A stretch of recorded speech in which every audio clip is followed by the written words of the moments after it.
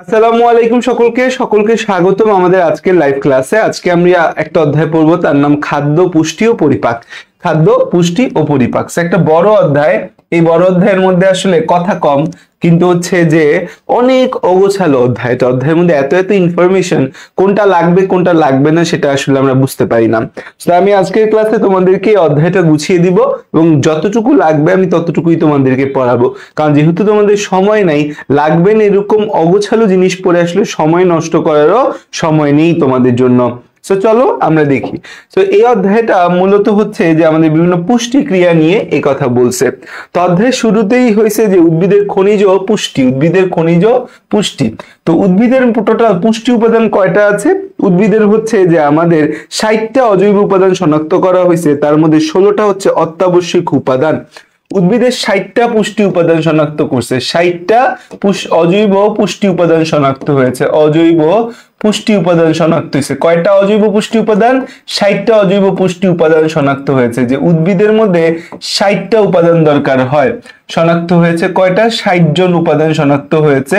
এর মধ্যে শনাক্তকরণ হয়, এর মধ্যে অত্যাবশ্যকীয় পুষ্টি উপাদান যেগুলা লাগবেই, যেগুলা ছাড়া মানুষ আসলে উদ্ভিদ আসলে বাঁচবে না। অত্যাবশ্যকীয় পুষ্টি উপাদান, অত্যাবশ্যকীয় পুষ্টি উপাদান, অত্যাবশ্যকীয় পুষ্টি উপাদান বা এসেনশিয়াল নিউট্রিয়েন্টস। অত্যাবশ্যকীয় পুষ্টি উপাদান স্ল্যাশ হচ্ছে essential nutrients, essential nutrients, essential nutrients, essential nutrients. অত্যাবশ্যকীয় পুষ্টি উপাদান বা এসেনশিয়াল নিউট্রিয়েন্টস কয়টা পাওয়া গেছে? এসেনশিয়াল নিউট্রিয়েন্টস পাওয়া গেছে হচ্ছে 16টা। এসেনশিয়াল নিউট্রিয়েন্টস কয়টা পাওয়া গেছে? এসেনশিয়াল নিউট্রিয়েন্টস পাওয়া গেছে 16টা। তাহলে অত্যাবশ্যকীয় পুষ্টি উপাদান বা এসেনশিয়াল নিউট্রিয়েন্টস কয়টা? 16টা। তার মধ্যে ম্যাক্রো এবং মাইক্রো দুইটা শব্দ আছে। একটা শব্দ কি? একটা শব্দ হচ্ছে ম্যাক্রো, আর একটা শব্দ হচ্ছে আমাদের মাইক্রো। দুইটা টার্মিনোলজি কিন্তু আমাদের রয়েছে, একটা ম্যাক্রো এবং আরেকটা কি আছে? মাইক্রো। একটা হচ্ছে ম্যাক্রো, আরেকটা হচ্ছে মাইক্রো। এখন ম্যাক্রো শব্দটা দিয়ে কি বোঝায় আর মাইক্রো শব্দটা দিয়ে কি বোঝায়? অত্যাবশ্যকীয় পুষ্টি উপাদান বা এসেনশিয়াল নিউট্রিয়েন্টস বলি এটাকে আমরা। এটা ম্যাক্রো, আরেকটা হচ্ছে আমাদের মাইক্রো। ম্যাক্রো মানে যাদেরকে পরিমাণে বেশি লাগে। ম্যাক্রো হচ্ছে যাদেরকে পরিমাণে বেশি লাগে, যে উপাদানগুলা হচ্ছে আমাদের পরিমাণে বেশি লাগে, যে উপাদানগুলা পরিমাণে বেশি প্রয়োজন, পরিমাণে বেশি লাগে, পরিমাণে বেশি প্রয়োজন, পরিমাণে বেশি লাগে, তাদেরকে বলি আমরা ম্যাক্রো। কারণ ম্যাক্রো ওয়ার্ডটা দিয়ে কি বোঝায়? বড় বোঝায়। ম্যাক্রো শব্দটা দিয়ে কি বোঝায়? ম্যাক্রো শব্দটা দিয়ে হচ্ছে যে একটু বড় বড় করে লিখতে হবে। ওকে, একটু বড় করে লিখতেছি, হাতের লেখা একটু ছোট, একটু বড় করে লিখতেছি।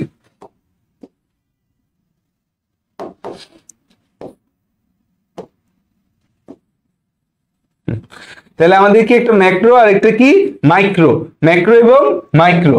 সো ম্যাক্রো এবং মাইক্রো যে আছে, এই জায়গায় আমাদের প্রথম কথা জানতে হবে যেটা, সেটা হচ্ছে এই যে ম্যাক্রো আর মাইক্রো, মাইক্রো। তো এই যে আমাদের ম্যাক্রো শব্দটা আছে, যেটা পরিমাণে বেশি লাগে সেটাকে বলি হচ্ছে আমরা ম্যাক্রো, আর যেটা পরিমাণে কম লাগে, পরিমাণে কি লাগে? কম লাগে, তাকে বলি মাইক্রো। তো আমাদের অত্যাবশ্যকীয় পুষ্টি উপাদান 16টা, তার মধ্যে পরিমাণে বেশি লাগে ম্যাক্রো কয়টা বলতো? ম্যাক্রো 10টা, ম্যাক্রো 10টা। আর মাইক্রো কয়টা? মাইক্রো হচ্ছে 6টা। এখন ম্যাক্রো গুলা আমাদের এই যে macro nutrients, macro nutrients, macro nutrients, এই ম্যাক্রো নিউট্রিয়েন্টস 10টার নাম মনে রাখতে হবে। পরীক্ষার মধ্যে আমাকে দিবে নিচের কোনটি ম্যাক্রো নিউট্রিয়েন্টস, নিচের কোনটি মাইক্রো নিউট্রিয়েন্টস। এগুলা খুব কমনলি পরীক্ষার মধ্যে দেয়। আমাকে বলতে পারবা ম্যাক্রো নিউট্রিয়েন্টস কারা, মাইক্রো নিউট্রিয়েন্টস কারা? মনে রাখবা এই ছন্দটা দিয়ে, সেটা হচ্ছে MGK cafe for nice chops. MGK cafe, MGK cafe for nice chops, MGK cafe for nice chops, MGK cafe for nice chops. এই কথাটা দিয়ে মনে রাখতে পারবা ম্যাক্রো নিউট্রিয়েন্টস। এমজি দিয়ে তো MG magnesium, potassium, calcium, iron, nitrogen, carbon, hydrogen, oxygen, phosphorus, sulphur, এই 10টা হচ্ছে ম্যাক্রোনিউট্রিয়েন্টস। একটা কথা জানায় রাখি, যখন তুমি ইন্টারে উঠবা, ইন্টারের বইয়ে তুমি উদ্ভিদের শারীরতত্ত্ব নামে বোটানি বইয়ের 9ম অধ্যায়ে পাবা এই টপিকটা, এবং সেখানে দেখবা আয়রনকে তারা ম্যাক্রোনিউট্রিয়েন্টস বলে নাই, আয়রনকে বাদ দিয়ে দিছে, আয়রন ছাড়া বলছে।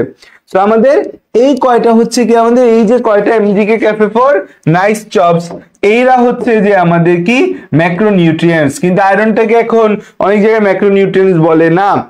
মাইক্রোনিউট্রিয়েন্টস কি, মাইক্রোনিউট্রিয়েন্টস। আর মাইক্রোনিউট্রিয়েন্টস গুলা আমাদের আলাদাভাবে মনে রাখার দরকার নাই, ম্যাক্রোগুলা মনে রাখলে ম্যাক্রোগুলা বাদে যা যা থাকবে তা হবে আমাদের মাইক্রোনিউট্রিয়েন্টস। তা হবে কি আমাদের, তা হবে হচ্ছে যে আমাদের মাইক্রোনিউট্রিয়েন্টস। তাও মাইক্রোনিউট্রিয়েন্টস এর ছন্দ যদি মনে রাখতে চাও তাহলে মনে রাখতে পারো হচ্ছে জিমামের তবলা কই, জিমামের তবলা কই, জিমামের তবলা কই। তো জিমামের জ দিয়ে আসে হচ্ছে জিঙ্ক আসে, জ দিয়ে কি আসে, জিঙ্ক আসে। এক ম দিয়ে আসে হচ্ছে ম্যাঙ্গানিজ, আরেকটা দিয়ে আসে মলিবডেনাম। এক ম দিয়ে আসে ম্যাঙ্গানিজ, আরেকটা দিয়ে আসে হচ্ছে মলিবডেনাম। তবলার ত দিয়ে আসে কি আমাদের তামা, তবলার ত দিয়ে কি আসে, তামা আসে। তামা, তামা বা কপার, তামা বা কপার, তামা বা কপার, কপার। ব দিয়ে আসে হচ্ছে বোরন, আর হচ্ছে এই কোয়ের ক দিয়ে আসে হচ্ছে ক্লোরিন। সো এরা হচ্ছে আমাদের মাইক্রো নিউট্রিয়েন্টস। এই ম্যাক্রো এবং মাইক্রো নিউট্রিয়েন্টস গুলা উদ্ভিদের বৃদ্ধির জন্য 100% ইম্পর্টেন্ট। এদের ছাড়া উদ্ভিদ কশিমকালেও বৃদ্ধি পেতে পারবে না, এদের ছাড়া উদ্ভিদ কি করতে পারবে না, কশিমকালেও বৃদ্ধি পেতে পারবে না। সো উদ্ভিদের বৃদ্ধির জন্য এই ম্যাক্রো এবং মাইক্রো নিউট্রিয়েন্টস 100% লাগবে। 100% তোমার পরীক্ষায় আসবে নিচের কোনটি ম্যাক্রো নিউট্রিয়েন্টস, নিচের কোনটি মাইক্রো নিউট্রিয়েন্টস। দেখো এরপরে তোমার বইয়ে যদি তুমি যাও যে ভাইয়া আমার বইয়ে আমি যেতে চাই, আমার বইটা একটু দেখান। বইয়ের মধ্যে দেখো, বইয়ের মধ্যে শুরুতে এই ম্যাক্রো মাইক্রো নিউট্রিয়েন্টস নিয়ে হচ্ছে যে কথাবার্তা বলা আছে, এর বেশি কিছু এই জায়গায় আর বলা নাই। এখন এই জায়গায় একটা কথা বইয়ের মধ্যে বলা আছে, এই দাগানো বইয়ের পিডিএফটা আমার সাথে একটু বই দাগাও। সেটা কি বলছে যে উদ্ভিদে, বই বের করো, আমার সাথে বই বের করে বই দাগাইতে হবে, আজকে বেশি জিনিস বই থেকে পড়াবো। উদ্ভিদ পুষ্টি উপাদানগুলোর মধ্যে, উদ্ভিদে যে পুষ্টি উপাদান আছে এই পুষ্টি উপাদানগুলোর মধ্যে, উদ্ভিদ পুষ্টি উপাদানগুলোর মধ্যে কার্বন এবং অক্সিজেন এই দুইটা বায়ুমণ্ডল থেকে গ্রহণ করে। তাহলে উদ্ভিদ কি কি বায়ুমণ্ডল থেকে নেয়, কার্বন আর অক্সিজেন। আর হাইড্রোজেন এবং অক্সিজেন, হাইড্রোজেন এবং অক্সিজেন পানি থেকে গ্রহণ করে। তাইলে তিনটা জিনিস উদ্ভিদ হচ্ছে যে বায়ুমণ্ডল এবং পানি থেকে নিচ্ছে, কার্বন, হাইড্রোজেন এবং অক্সিজেন। বাকি যে উপাদানগুলো আছে, বাকি উপাদানগুলো মাটি থেকে মূলের সাহায্যে শোষণ করে। এবং হচ্ছে এই যে আমাদের উপাদানগুলো মাটিতে বিভিন্ন লবণ হিসেবে থাকে, এগুলো লবণ হিসেবে সরাসরি শোষিত হয় না, আয়ন হিসেবে শোষিত হয়। তাহলে আমাদের হচ্ছে যে শোষণটা হয় কি হিসাবে, আয়ন হিসাবে, যে calcium ion, magnesium ion, ammonium ion, nitrate ion, potassium ion, বিভিন্ন আয়ন রূপে হচ্ছে যে আমাদের বাকি নিউট্রিয়েন্টস গুলো শোষিত হয়। তারপর দেখো যে এখানে এই পুরো পেজ জুড়ে আমাদের পুষ্টিতে বিভিন্ন খনিজ উপাদানের ভূমিকা বলা আছে। নাইট্রোজেনের ক্ষেত্রে বলা আছে কি যে নাইট্রোজেন, এই নাইট্রোজেনের একটাই কাজ বলছে যে এই নাইট্রোজেন হচ্ছে ক্লোরোফিল সৃষ্টিতে সাহায্য করে। তো বলছে নাইট্রোজেনের অভাব হলে কি হবে, ক্লোরোফিল সৃষ্টিতে ব্যাহত হয়, ক্লোরোফিল সৃষ্টি হয় না। ক্লোরোফিল সৃষ্টি না হলে তো খাবার তৈরি হবে না ঠিক মতো। ম্যাগনেসিয়ামও ক্লোরোফিল অণুর একটা গুরুত্বপূর্ণ উপাদান, এবং ম্যাগনেসিয়াম না থাকলেও এর অভাবেও ক্লোরোফিল সৃষ্টি আমাদের ঠিক মতো হবে না। পটাশিয়াম যে আছে আমাদের, পটাশিয়ামটা হচ্ছে যে মূল, ফুল ও ফল উৎপাদনে সাহায্য করে। উদ্ভিদের হচ্ছে যে বৃদ্ধিটা নিয়ন্ত্রণ করে পটাশিয়াম, উদ্ভিদটা কতটুকু বড় হবে সেটা নিয়ন্ত্রণ করে পটাশিয়াম। আরেকটা খুব ইম্পর্টেন্ট জিনিস হচ্ছে, তোমরা ভবিষ্যতে গেলে জানবা যে পত্ররন্ধ্র, আমাদের পত্ররন্ধ্র বা স্টমাটা যে আছে, সেই পত্ররন্ধ্র খোলা এবং বন্ধ হওয়ার ক্ষেত্রে কিন্তু পটাশিয়ামের গুরুত্ব অপরিসীম। কি খোলা এবং বন্ধ হওয়া, পত্ররন্ধ্র খোলা এবং বন্ধ হওয়া। তোমরা কি পত্ররন্ধ্র জিনিসটা কি সেটা কি জানো তোমরা? পত্ররন্ধ্র জিনিসটা আসলে কি, পত্ররন্ধ্র জিনিসটা আমাদের আসলে কি, এই যে দেখো যে আমাদের দুই পাশে দুইটা কি আছে, রক্ষী কোষ আছে, দুই পাশে দুইটা রক্ষী কোষ আছে, এই দুইটা হচ্ছে আমাদের দুইটা রক্ষী কোষ। এই রক্ষী কোষের ভেতরে আমাদের হচ্ছে ক্লোরোপ্লাস্ট আছে, রক্ষী কোষের ভেতরে ক্লোরোপ্লাস্ট আছে। এবং রক্ষী কোষের ভেতরে হচ্ছে আমাদের নিউক্লিয়াসও আছে, ক্লোরোপ্লাস্টও আছে, রক্ষী কোষের ভেতরে নিউক্লিয়াসও আছে। চারপাশে হচ্ছে যে আমাদের সহকারী কোষ আছে, চারপাশ থেকে সহকারী কোষ বা গার্ড সেল আছে, সহকারী কোষ বা গার্ড সেল চারপাশ দিয়ে আমাদের রয়েছে। এই যে গঠনটা দেখতে পাচ্ছি এটা একটা পাতার পত্ররন্ধ্রের গঠন। তো এই যে মাঝে যে গ্যাপটা আমরা পাইলাম, এই মাঝের গ্যাপটাকে বলি কি, এই যে মাঝে যে গ্যাপটা আমি পেলাম, এই যে মাঝে যে আমার গ্যাপটা আসলো, এই যে মাঝে যে আমার গ্যাপটা আসলো, এই গ্যাপটা হচ্ছে আমার পত্ররন্ধ্র বা স্টমাটা, পত্ররন্ধ্র বা স্টমাটা, পত্ররন্ধ্র বা স্টমাটা, পত্ররন্ধ্র বা এটাকে কি বলি আমরা, পত্ররন্ধ্র বা স্টমাটা। হ্যাং খেয়ে গেছে, হ্যাং হ্যাং ট্যাং ট্যাং।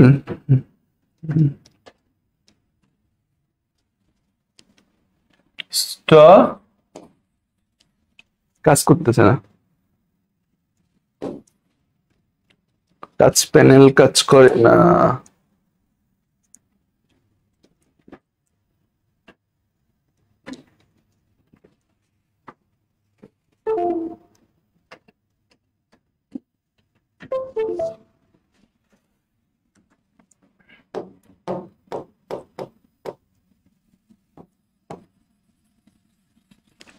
ভিডিও কি আটকে গেছে নাকি? ভিডিও তো ঠিকঠাক আছে।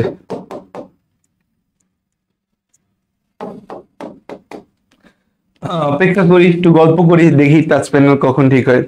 তো এই যে পত্ররন্ধ্র আছে দেখো, এটা তো পত্ররন্ধ্র, এই দুই পাশের কোষগুলা হচ্ছে গার্ড সেল বা রক্ষী কোষ। রক্ষী কোষ এর উপর ডিপেন্ড করে পত্ররন্ধ্র খুলবে না বন্ধ হবে। বলতো রক্ষী কোষ ফুলে গেলে পত্ররন্ধ্র খুলবে না রক্ষী কোষ চুপসে গেলে পত্ররন্ধ্র খুলবে? মানে পত্ররন্ধ্র খোলা বন্ধ হওয়ার ক্ষেত্রে কাহিনী কি হবে, রক্ষী কোষ খোলা বন্ধ হওয়ার কাহিনীটা কি হবে বলতো? কখন হচ্ছে যে রক্ষী কোষ খুলবে আর কখন হচ্ছে যে রক্ষী কোষটা হচ্ছে যে আমার চুপসে যাবে? বলো। রক্ষী কোষ আমার যদি ফুলে যায় তখন পত্ররন্ধ্র খুলবে না বন্ধ হবে? ফুলে গেলে খুলবে, রক্ষী কোষ স্ফীত হলে খুলবে। Very good. আর হচ্ছে যে রক্ষী কোষ যদি চুপসে যায় তখন পত্ররন্ধ্র বন্ধ হয়ে যাবে। হ্যাঁ ঠিক হয়েছে, আসো। তাহলে এটা হচ্ছে কি দেখো, এটা হচ্ছে আমাদের স্টমাটা, স্টমাটা, স্টমাটা। এই যে কোষটা আছে এটা কি আমাদের রক্ষী কোষ বা গার্ড সেল, রক্ষী কোষ বা ইংরেজিতে বলি হচ্ছে guard cell, guard cell, guard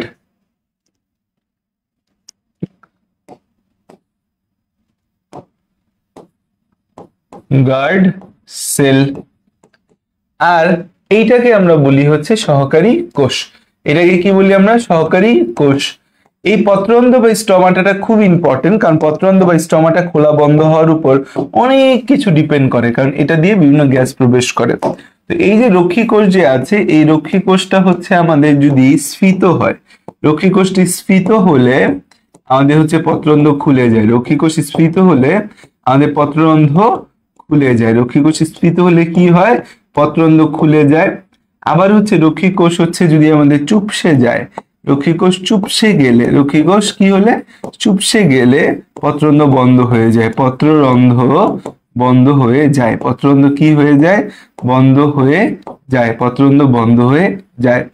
এই যে পত্ররন্ধ্র খোলা এবং বন্ধ হওয়া, এখানে অনেক কিছুর প্রভাবের কথা নানা জায়গায় বলা আছে। আমরা পটাশিয়ামের কথাটি স্পেশালি মনে রাখবো যে এই পত্ররন্ধ্র খোলা ও বন্ধ হওয়ার ক্ষেত্রে পটাশিয়ামের গুরুত্ব অপরিসীম। কারণ আধুনিক যে মতবাদ আছে, আধুনিক মতবাদ অনুযায়ী পত্ররন্ধ্র খোলা এবং বন্ধ হওয়ার জন্য দায়ী পটাশিয়ামই, অন্য কাউকে দায়ী করেনি। আধুনিক মতবাদে কাকে দায়ী করছে? পটাশিয়ামকে দায়ী করছে। এদিক থেকে হচ্ছে যে ফসফরাসের কথা বলছে, যে ফসফরাস হচ্ছে মূল, তাহলে ফসফরাস কিসের বর্ধনের জন্য দরকার? মূলের জন্য ফসফরাস দরকার। পটাশিয়াম কিন্তু হচ্ছে মূল, ফুল এবং ফল। পটাশিয়ামের মূল গুরুত্বটা হচ্ছে ফুল এবং ফল উৎপাদনে পটাশিয়ামের গুরুত্বটা বেশি। আর মূল বৃদ্ধির জন্য কি দরকার? মূল বৃদ্ধির জন্য দরকার হচ্ছে ফসফরাস। আয়রনটা তো আমাদের হচ্ছে যে ক্লোরোফিল সৃষ্টিতে আয়রনেরও ভূমিকা আছে, তাই ক্লোরোফিল সৃষ্টিতে দেখো সবারই ভূমিকা আছে। মানে ক্লোরোফিল এমন একটা জিনিস যেটা মানে হচ্ছে ক্রেডিট সবাই নিতে চায়, সবাই এইসব বলে যে আমি ক্লোরোফিলে ভূমিকা রাখছি, আমি ক্লোরোফিলে ভূমিকা রাখছি, লাইক দ্যাট অনেকটা। আর এদিক থেকে হচ্ছে ম্যাঙ্গানিজ আছে, ম্যাঙ্গানিজও বলে যে ক্লোরোপ্লাস্ট গঠন সংরক্ষণে আমার দরকার। কপার বলে হচ্ছে যে আমাদের দেখো কপারের স্পেসিফিক দুইটা কথা বলা আছে, একটা হচ্ছে টমেটো এবং একটা সূর্যমুখী, এই দুইটা উদ্ভিদের স্বাভাবিক বৃদ্ধির জন্য কপার বা তামার প্রয়োজন হয়। সো টমেটো এবং সূর্যমুখী নিয়ে কপার কথা বলছে, কপার কিন্তু সবাইকে নিয়ে কথা বলে নাই। বোরনটা হচ্ছে চিনি পরিবহনে বোরনের ভূমিকা আছে। মলিবডেনাম, এই কথাটা খুবই ইম্পর্টেন্ট, মলিবডেনাম কথাটা ইম্পর্টেন্ট। কেন ইম্পর্টেন্ট? অণুজীব দিয়ে বায়বীয় নাইট্রোজেন সংবন্ধনের জন্য মলিবডেনাম আবশ্যক। এই কথাটা দিয়ে আসলে কি বোঝায়? যে অণুজীব দিয়ে বায়বীয় নাইট্রোজেন সংবন্ধনের জন্য মলিবডেনাম প্রয়োজন। দেখো আমাদের বাতাসে নাইট্রোজেন আছে প্রচুর, বাতাসের নাইট্রোজেনকে নাইট্রোজেনজাত যৌগে কনভার্ট করতে হবে। আমাদের বাতাসে প্রচুর নাইট্রোজেন আছে, কিন্তু সেই নাইট্রোজেনকে আমরা ব্যবহার করতে পারি? উত্তর হচ্ছে না, সেই নাইট্রোজেন আমরা ব্যবহার করতে পারি না। আমাদের বাতাসে নাইট্রোজেনের পরিমাণ কত? 78.09%। কিন্তু সেই নাইট্রোজেন আমার কাজে কি লাগে? উত্তর হচ্ছে না, আমি এই নাইট্রোজেনকে আমার কাজে লাগাতে পারি না। কারণ কি? কারণ হচ্ছে যে বাতাসের নাইট্রোজেনকে উদ্ভিদ নাইট্রোজেনজাত যৌগে কনভার্ট করতে পারে না। কিছু কিছু ব্যাকটেরিয়া পারে, বিজ্ঞানীরা চেষ্টা করতেছে সেই ব্যাকটেরিয়াগুলোর মাধ্যমে উদ্ভিদকেও সেটাই কনভার্ট করা শিখানো। সো এই যে আমাদের বাতাসের নাইট্রোজেনকে, এই যে আমাদের বাতাসের নাইট্রোজেনকে এই যে উদ্ভিদ বাতাসের নাইট্রোজেনকে আমাদের উদ্ভিদ যদি হচ্ছে নাইট্রোজেনজাত যৌগে কনভার্ট করে, নাইট্রোজেনজাত যৌগে কনভার্ট করার কাজটা করে, তখন আমাদের হচ্ছে এখানে প্রভাবক হিসেবে মলিবডেনাম ব্যবহৃত হবে। সেটা খুবই খুবই গুরুত্বপূর্ণ একটা এমসিকিউ, যে বাতাসের নাইট্রোজেনকে আমাদেরকে, এবং এই জায়গাটা এমনি এমনি হবে না, উদ্ভিদ কার সহায়তায়? উদ্ভিদ অণুজীবের সহায়তায়, অণুজীবের সহায়তায়, স্পেশালি ব্যাকটেরিয়া, অণুজীবের সহায়তায় স্পেশালি কি? ব্যাকটেরিয়া। এই অণুজীবটা কি? ব্যাকটেরিয়া। অণুজীবটা কি? ব্যাকটেরিয়া। ব্যাকটেরিয়াটাকে আমরা কি বলি? অণুজীব বলি, অণুজীব। তাহলে হচ্ছে এই যে বাতাসের নাইট্রোজেনকে অণুজীবের সহায়তায় নাইট্রোজেনজাত যৌগে কনভার্ট করব। নাইট্রোজেনজাত যৌগে কনভার্ট করতে পারলে সারের চাহিদা কমবে, যে আমার গাছের মধ্যে সার কম দেওয়া লাগবে, সারের চাহিদা কমবে। কারণ গাছের মধ্যে কি কম দেওয়া লাগবে? সার কম দেওয়া লাগবে। কারণ উদ্ভিদের মূল জিনিসটা হচ্ছে সার। সার জিনিসটা হচ্ছে আমরা গাছের বৃদ্ধির জন্য খুব কমনলি দিতে হয় নাইট্রোজেনজাত সার, ইউরিয়া সার। আসতেছি 1 মিনিট।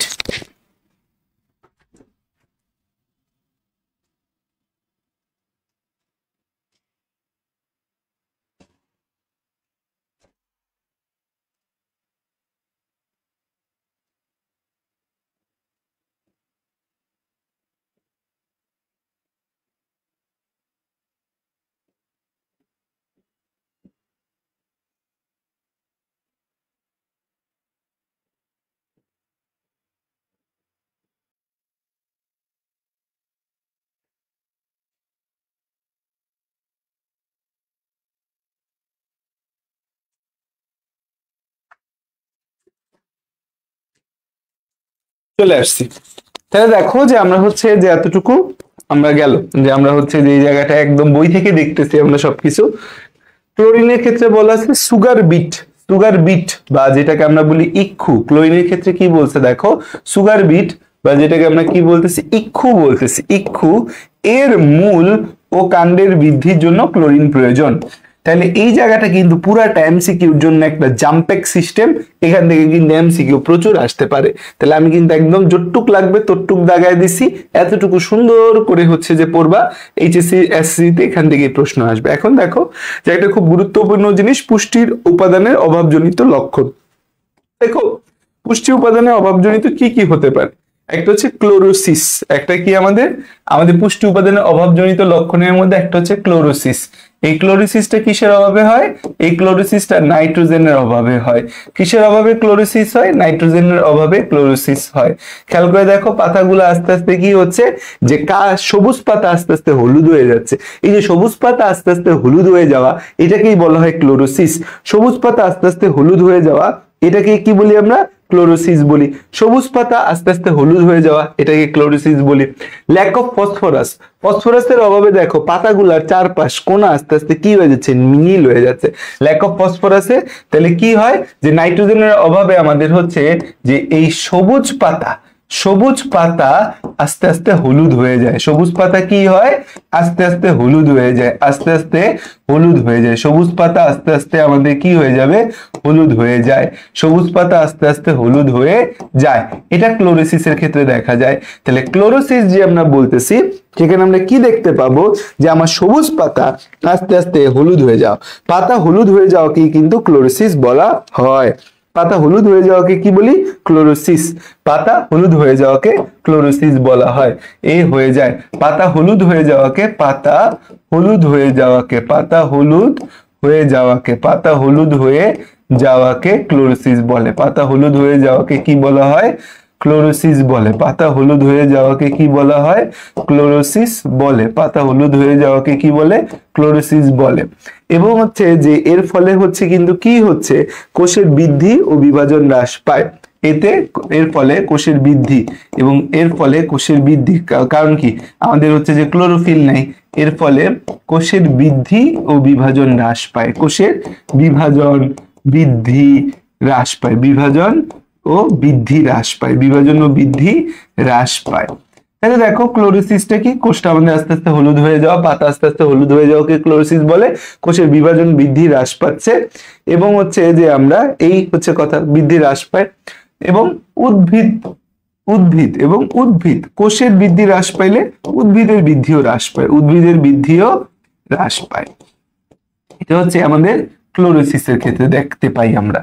এরপর হচ্ছে আমাদের এই ল্যাক অফ ফসফরাস। ফসফরাসের অভাবে পাতা বেগুনি হয়ে যায়, পাতায় মৃত অঞ্চল সৃষ্টি হয়। এই যে দেখো নেক্সট কথা হচ্ছে ল্যাক অফ ফসফরাস।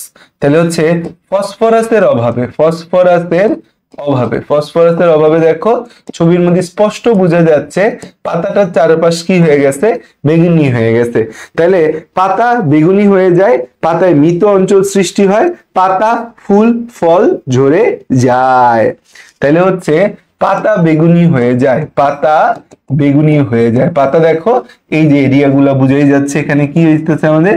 এই জায়গাগুলা কি হয়ে গেছে দেখো, এই যে এই এরিয়া গুলা আমার কিন্তু বেগুনি হয়ে গেছে, এই এরিয়াগুলা কি হয়ে গেছে? এরিয়াগুলা বেগুনি হয়ে গেছে। তাহলে দেখো যে পাতা বেগুনি হয়ে যায়, পাতা বেগুনি হয়ে যায়, পাতায় মৃত অঞ্চল সৃষ্টি হয়, পাতায় কি হয়?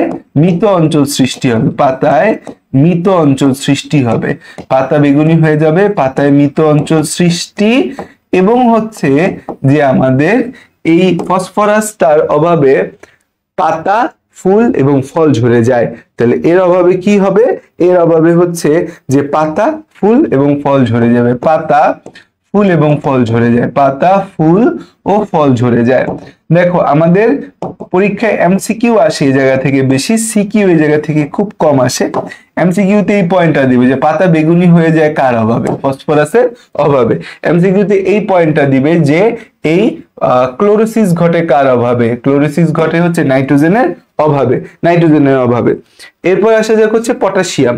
দেখো ল্যাক অফ পটাশিয়াম, পটাশিয়ামটা কারণে কি হয়? পাতার শীর্ষ ও কিনারা হলুদ হয়ে যায়, মৃত অঞ্চলের সৃষ্টি হয়। দেখো পটাশিয়ামটা বোঝা যাচ্ছে এই যে আমাদের পাতার শীর্ষ কিনারা, এই পাশগুলা পাতার এই যে কিনারাগুলা এবং শীর্ষ হলুদ হয়ে যায়, পাতার কিনারা ও শীর্ষ হলুদ হয়ে যায় এবং মৃত অঞ্চলের সৃষ্টি হয়, পাতার কিনারা ও শীর্ষ হলুদ হয়ে যায়।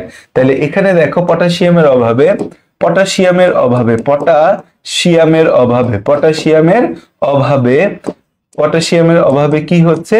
পাতার শীর্ষ ও কিনারা, পাতার শীর্ষ ও কিনারা, পাতার শীর্ষ ও কিনারা হলুদ হয়ে যায়, পাতার শীর্ষ ও কিনারা হলুদ হয়ে যায়, পাতার শীর্ষ ও কিনারা হলুদ হয়ে যায়, পাতার শীর্ষ ও কিনারা কি হয়ে যাবে? আমাদের হলুদ হয়ে যায়।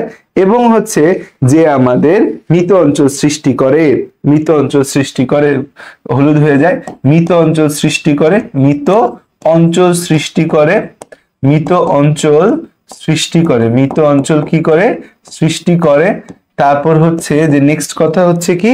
যে পাতার এই যে আমাদের পাতার শিরার মধ্যবর্তী অঞ্চল, এই যে পাতার যে এই জায়গাটাকে বলি পাতার শিরা, এই যে জায়গাটা আছে পাতার, এই জায়গাটাকে বলি পাতার শিরা, এই অঞ্চলটাকে কি বলি? পাতার মধ্য শিরা, মধ্য শিরা। এই মধ্য শিরাতে ক্লোরোসিস দেখা যায়। এই যে শিরা, মধ্য শিরাতে ক্লোরোসিস দেখা যায়। ক্লোরোসিস দেখা যায় মানে কি? হলুদ হয়ে যায়। ক্লোরোসিস দেখা যায়, মধ্য শিরাতে কি দেখা যায়? ক্লোরোসিস দেখা যায়। তাহলে দেখো পটাশিয়ামের অভাবে এই ঘটনাগুলো ঘটে, পটাশিয়ামের অভাবে এই ঘটনাগুলো ঘটে। তাহলে আমরা এক একজনের অভাবে কি ঘটে সেটা কিন্তু দেখতে পাচ্ছি। এটা দেখো ক্যালসিয়ামের অভাবে, ক্যালসিয়ামের অভাবে হচ্ছে যে আমাদের এই ক্যালসিয়ামের অভাবে আমাদের মাইটোকন্ড্রিয়া ঠিকমতো কাজ করে না। ক্যালসিয়ামের অভাবে মাইটোকন্ড্রিয়া অক্সিডেটিভ ফসফোরাইলেশন প্রক্রিয়া, ক্যালসিয়ামের অভাবে দুইটা গুরুত্বপূর্ণ ঘটনা ঘটে। ক্যালসিয়ামের আয়নের অভাবে আমাদের মাইটোকন্ড্রিয়াতে খুব গুরুত্বপূর্ণ দুইটা কথা। আমরা জানি যে জীবনী শক্তি অধ্যায়ে তোমাদের ফসফোরাইলেশন পড়াইছিলাম। ফসফোরাইলেশন মানে এটিপি তৈরি, এডিপি থেকে এটিপি তৈরিকে ফসফোরাইলেশন বলে। কয় টাইপের ফসফোরাইলেশন ছিল? দুই টাইপের, ফটো আর অক্সিডেটিভ। সো এই ক্যালসিয়ামের অভাবে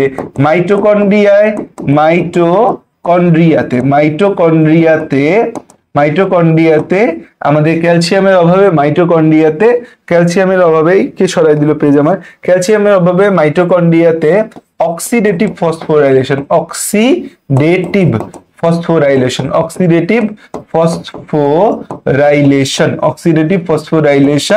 বাধাগ্রস্ত। অক্সিডেটিভ ফসফোরাইলেশন কি হয়?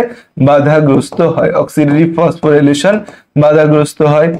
দুই নম্বর কথা হচ্ছে এই এন্ডোপ্লাজমিক রেটিকুলাম দুই টাইপের পড়ছিলাম না আমরা, মসৃণ আর অমসৃণ। অমসৃণের গায়ে কি লাগানো থাকে? রাইবোজোম লাগানো থাকে, যা প্রোটিন তৈরি করে। সো এন্ডোপ্লাজমিক রেটিকুলামে যে আমাদের প্রোটিন তৈরি হয়, এন্ডোপ্লাজমিক রেটিকুলামে প্রোটিন তৈরি বা প্রোটিন ট্রাফিকিং, এটাকে কি? প্রোটিন তৈরি হয়ে প্রোটিনটাকে মুভ করা, এটাকে বলা হয় প্রোটিন ট্রাফিকিং বাধাগ্রস্ত হয়। তো অনেক কথা বলা আছে ক্যালসিয়াম থেকে, কিন্তু এই দুইটা কথা বেশি ইম্পর্টেন্ট ক্যালসিয়ামের আরো ডানে বামে কথা বলা আছে, কিন্তু তোমাকে এই দুইটা কথা মনে রাখতে হবে, কারণ অন্য কথাগুলো তত ইম্পর্টেন্ট না, এই দুইটা কথা ইম্পর্টেন্ট বেশি। যে আমাদের মাইটোকন্ড্রিয়াতে অক্সিডেটিভ ফসফোরাইলেশন বাধাপ্রাপ্ত হয়, যে এটিপি তৈরির যে প্রক্রিয়া আছে মাইটোকন্ড্রিয়াতে সেইটা বাধাগ্রস্ত হয়, এবং হচ্ছে আমাদের কি বলছে? এন্ডোপ্লাজমিক রেটিকুলামে প্রোটিন তৈরি বা প্রোটিন ট্রাফিকিংটা আমাদের কি হচ্ছে? বাধাগ্রস্ত হচ্ছে। তারপর হচ্ছে ম্যাগনেসিয়াম, তারপর আমাদের ক্যালসিয়ামের পর আসে হচ্ছে ম্যাগনেসিয়ামের অভাবে আমাদের স্বাভাবিক জিনিস ম্যাগনেসিয়াম ক্লোরোফিলের একটা উপাদান। ক্লোরোফিলের সংকেত তোমরা কেউ জানো? এটা জানলে তোমাদের জন্য বিষয়টা আরো সহজ হয়ে যাবে। ক্লোরোফিলের সংকেত বলো তো কেউ? ক্লোরোফিলের সংকেতটা যদি বোঝো তখন বুঝতে পারবা যে ক্লোরোফিলের কিসের অভাবে কি হয়। ক্লোরোফিলের সংকেত হচ্ছে আমাদের কি? ক্লোরোফিলের সংকেত ক্লোরোফিল দেখো, ক্লোরোফিলের সংকেতটা হচ্ছে C55, আমিও একটু দেখেই করি, C55 H72 ও লিখে রাখো O5 N4 Mg। তাহলে খেয়াল করো তো, নাইট্রোজেন এবং হচ্ছে ম্যাগনেসিয়াম, এই দুইটার অভাবেই কিন্তু আমাদের ক্লোরোসিস হবে। তাহলে ম্যাগনেসিয়ামের অভাবেও কি হয়? আমাদের ম্যাগনেসিয়ামের অভাবেও ক্লোরোসিস হয়। সহজ হিসাব, ম্যাগনেসিয়ামের অভাবেও কি হবে? ম্যাগনেসিয়ামের অভাবেও ক্লোরোসিস হবে। ম্যাগনেসিয়ামের অভাবে কি হবে? ম্যাগনেসিয়ামের অভাবে ক্লোরোসিস হয়। এই যে ম্যাগনেসিয়াম আছে, এই ম্যাগনেসিয়ামের অভাবেও আমাদের ক্লোরোসিস হবে। সহজ হিসাব, ডাইনে বামে আর কোনো কথা নেই, ম্যাগনেসিয়ামের অভাবে ক্লোরোসিস হবে। ম্যাগনেসিয়ামের অভাবে কি হবে? ম্যাগনেসিয়ামের অভাবে হচ্ছে ক্লোরোসিস হয়। সহজ কথা, আর কোনো কথাই বলার দরকার নেই, ক্লোরোসিস হয়। কারণ কি? ক্লোরোসিস কেন হবে? যখন ক্লোরোফিল উৎপাদনে বাধাপ্রাপ্ত হবে, ক্লোরোফিলের অভাবেই তো পাতা সবুজ থেকে হলুদ হয়ে যাবে, তখন ক্লোরোসিস ঘটে। ক্লিয়ার? আচ্ছা, তারপর দেখো যে আমাদের ল্যাক অফ আয়রনের অভাবে হচ্ছে কচি পাতার রং হালকা হয়ে যায়, কচি পাতার রং হালকা হয় এবং ক্লোরোসিস হয়। আয়রনের অভাবে এটার অভাবে হচ্ছে যে কচি পাতা হালকা হলুদ হয়, কচি পাতা হালকা হলুদ হয়, এটা আসবে না কখনোই। কচি পাতা হালকা হলুদ হয় এবং ক্লোরোসিস দেখা যায়। যেগুলা ইম্পর্টেন্ট মার্ক করে দিচ্ছি, পরীক্ষায় দিলে এগুলাই দিবে। এই যে এইটা পরীক্ষায় দেওয়ার জন্য ক্যালসিয়ামের অভাব খুব ইম্পর্টেন্ট। পরীক্ষায় দেওয়ার জন্য হচ্ছে যে খুব ইম্পর্টেন্ট হচ্ছে ফসফরাসের অভাবে কি রং হয়। তো যেগুলো স্টার মার্ক দিয়ে দিচ্ছি, দাগায় দিচ্ছি, এমসিকিউ তো আশা করি সেই জায়গা থেকেই প্রশ্ন আসবে। তাহলে কচি পাতা হালকা হলুদ হয়ে যায় এবং হচ্ছে ক্লোরোসিস দেখা যায়, ক্লোরোসিস দেখা যায়, ক্লোরোসিস দেখা যায়, সহজ হিসাব। আসো তারপর আসা যাক হচ্ছে যে দেখো ডাইব্যাক লিফ, বলো তো ডাইব্যাক লিফ কিসের অভাবে দেখা যায়? ডাইব্যাক লিফ কিসের অভাবে দেখা যায়? কিসের অভাবে ডাইব্যাক লিফ দেখা যায়? সালফারের অভাবে মূল কাণ্ড পাতার শীর্ষ থেকে শুরু করে পর্যায়ক্রমে টিস্যু মারা যায়, যাকে ডাইব্যাক বলা হয়। ডাইব্যাক লিফ কার অভাবে দেখা হয়? সালফারের অভাবে, সালফারের অভাবে, সালফারের অভাবে, সালফারের অভাবে আমরা কি দেখতে পাই? ডাইব্যাক লিফ দেখতে পাই। কাণ্ডের মূল কাণ্ড ও পাতার শীর্ষ থেকে শুরু করে, মূল কাণ্ড ও পাতার শীর্ষ থেকে শুরু করে, মূল কাণ্ড ও পাতার শীর্ষ থেকে শুরু করে, মূল কাণ্ড ও পাতার শীর্ষ থেকে শুরু করে, মূল কাণ্ড ও পাতার শীর্ষ থেকে শুরু করে, মূল কাণ্ড ও পাতার শীর্ষ থেকে শুরু করে, মূল কাণ্ড ও পাতার কি অঞ্চল থেকে? আমাদের মূল কাণ্ড ও পাতার এই শীর্ষ থেকে শুরু করে পর্যায়ক্রমে টিস্যু মারা যেতে থাকে। শীর্ষ থেকে শুরু করে পর্যায়ক্রমে টিস্যু মারা যায়, পর্যায়ক্রমে টিস্যু মারা যায়, পর্যায়ক্রমে কি হয়? টিস্যু মারা যায়, পর্যায়ক্রমে হচ্ছে টিস্যু মারা যায়। একে ডাইব্যাক বলা হয়। একে কি বলা হয়? ডাইব্যাক লিফ, ডাইব্যাক বলা হয়, একে ডাইব্যাক বলে। পরীক্ষা যদি দেয়, দিলে এই এমসিকিউটা দিবে যে কিসের অভাবে ডাইব্যাক দেখা যায়? ডাইব্যাক দেখা যায় কিসের অভাবে? সালফারের অভাবে ডাইব্যাক দেখা যায়। কিসের অভাবে? সালফারের অভাবে ডাইব্যাক দেখা যায়।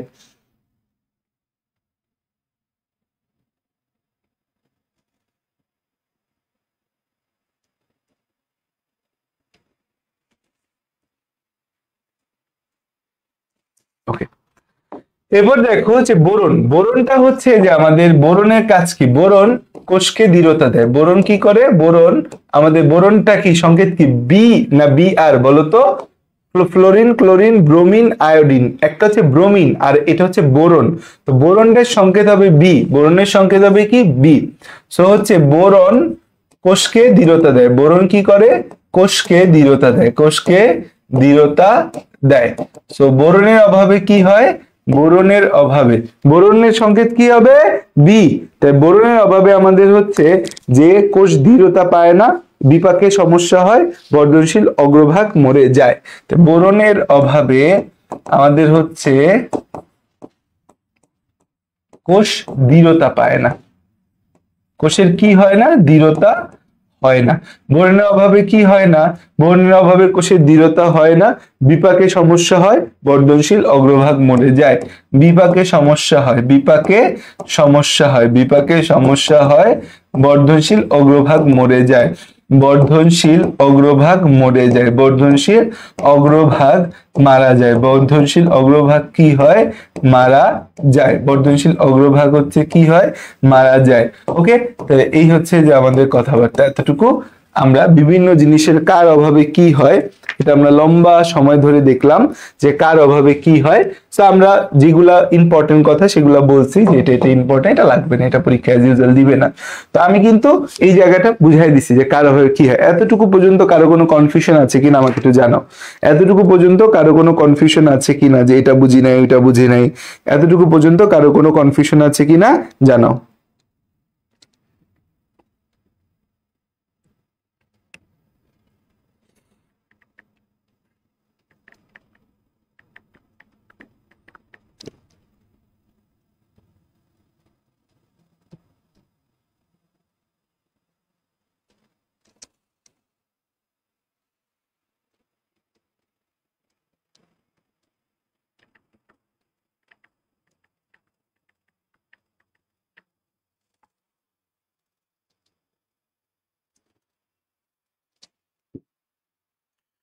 ওকে, সমস্যা নেই।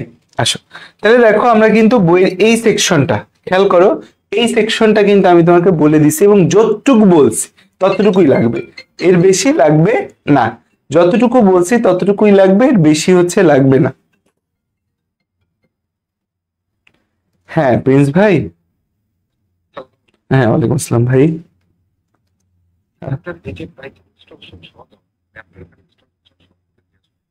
আচ্ছা, তাহলে ইয়া লেখা কেন, এক্সক্লুডিং ব্যাড ট্যাক্স এগুলা এটা লিখছেন যে?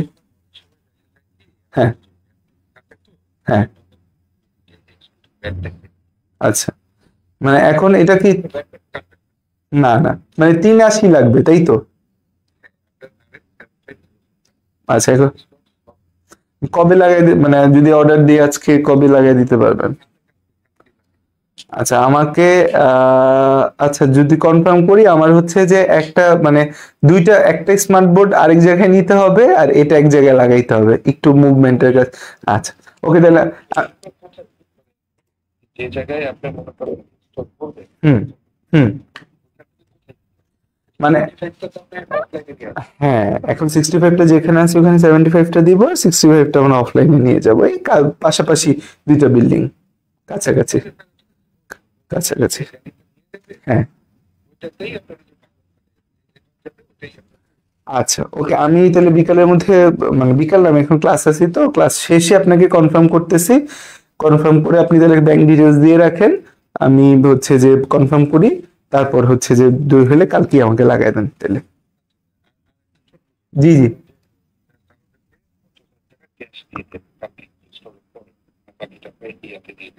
ও আচ্ছা, ওকে, কোনো সমস্যা নেই, কোনো সমস্যা নেই।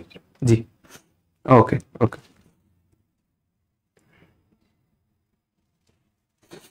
আচ্ছা, আসো, এখন আসো যে আমাদের হচ্ছে নেক্সট ইস্যু যেটা, সেটা হচ্ছে প্রাণীর খাদ্যের প্রধান উপাদান ও উৎস। প্রাণীর খাদ্যে আমরা যে খাওয়া দাওয়া করি, উদ্ভিদ তো খাইলো, আমাদের খাবার দাবারের প্রধান উপাদান ও উৎস কি বলতো? আমাদের খাদ্য উপাদান কয়টা?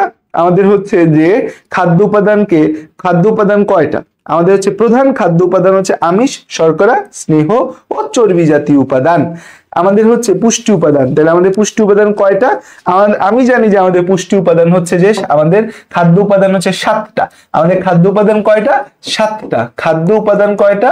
খাদ্য উপাদান হচ্ছে কয়টা? খাদ্য উপাদান হচ্ছে 7টা। খাদ্য উপাদান কয়টা? খাদ্য উপাদান হচ্ছে 7টা। খাদ্য উপাদান কয়টা? খাদ্য উপাদান হচ্ছে আমাদের 7টা। কি কি আছে? কি কি খাদ্য উপাদান আছে? আমিষ, আমিষ এক নাম্বার হচ্ছে আমিষ, বা ইংরেজিতে যেটাকে বলি হচ্ছে আমরা প্রোটিন। এই আমিষ বা প্রোটিনটা আমাদের কি কাজ করে? আমিষ বা প্রোটিন। 2 নম্বরে হচ্ছে যে আমাদের শর্করা, বা ইংরেজিতে এটাকে বলি কি? Carbohydrate, carbohydrate. তারপর 3 নম্বরে কি আছে? 3 নম্বরে আছে হচ্ছে আমাদের চর্বি বা স্নেহ বা ফ্যাট, চর্বি বা স্নেহ বা ফ্যাট। 4 নম্বরে আমাদের কি আছে? 4 নম্বরে আছে হচ্ছে খাদ্যপ্রাণ বা ভিটামিন, খাদ্যপ্রাণ বা ইংরেজিতে বলি হচ্ছে ভিটামিন, খাদ্যপ্রাণ বা ইংরেজিতে কি বলি? ভিটামিন। 5 নম্বরে কি আছে? 5 নম্বরে আছে খনিজ লবণ। 5 নম্বরে কি আছে?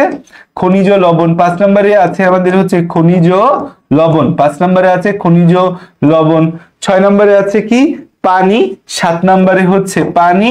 7 নম্বরে হচ্ছে খাদ্য আঁশ বা ফাইবার, খাদ্য আঁশ বা র্যাফেজ, বা এটাকে বলি হচ্ছে আমরা ফাইবার জাতীয় খাবার, আঁশ জাতীয় খাবার।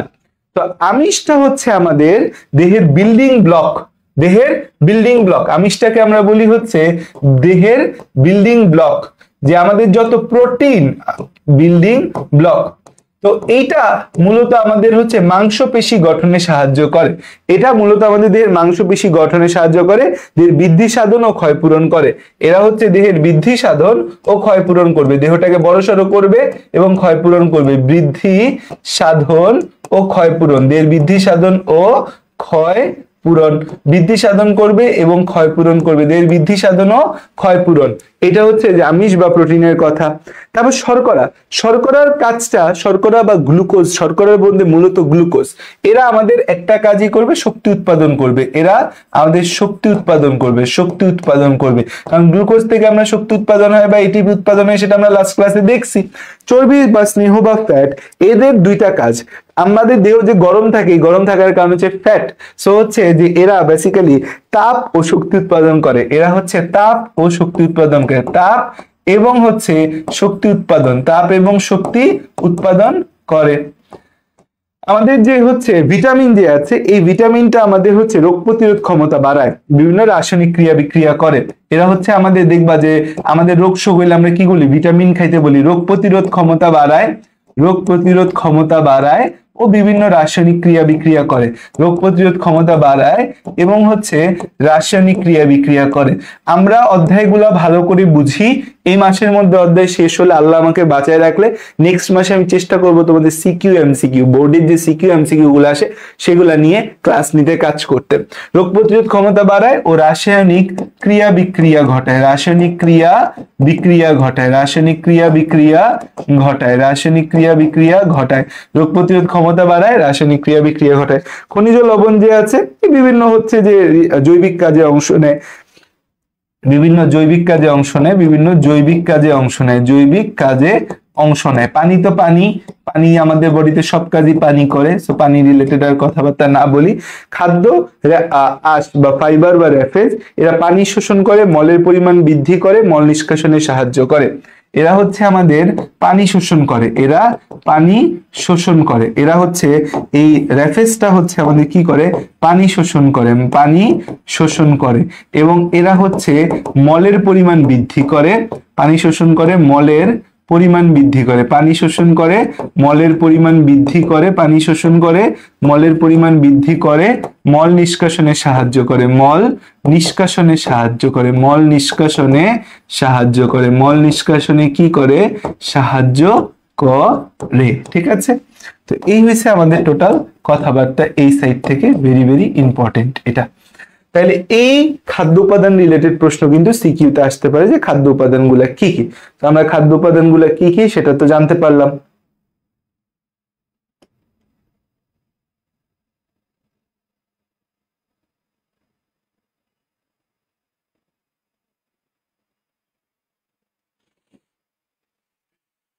ওকে, দেখা হয়েছে।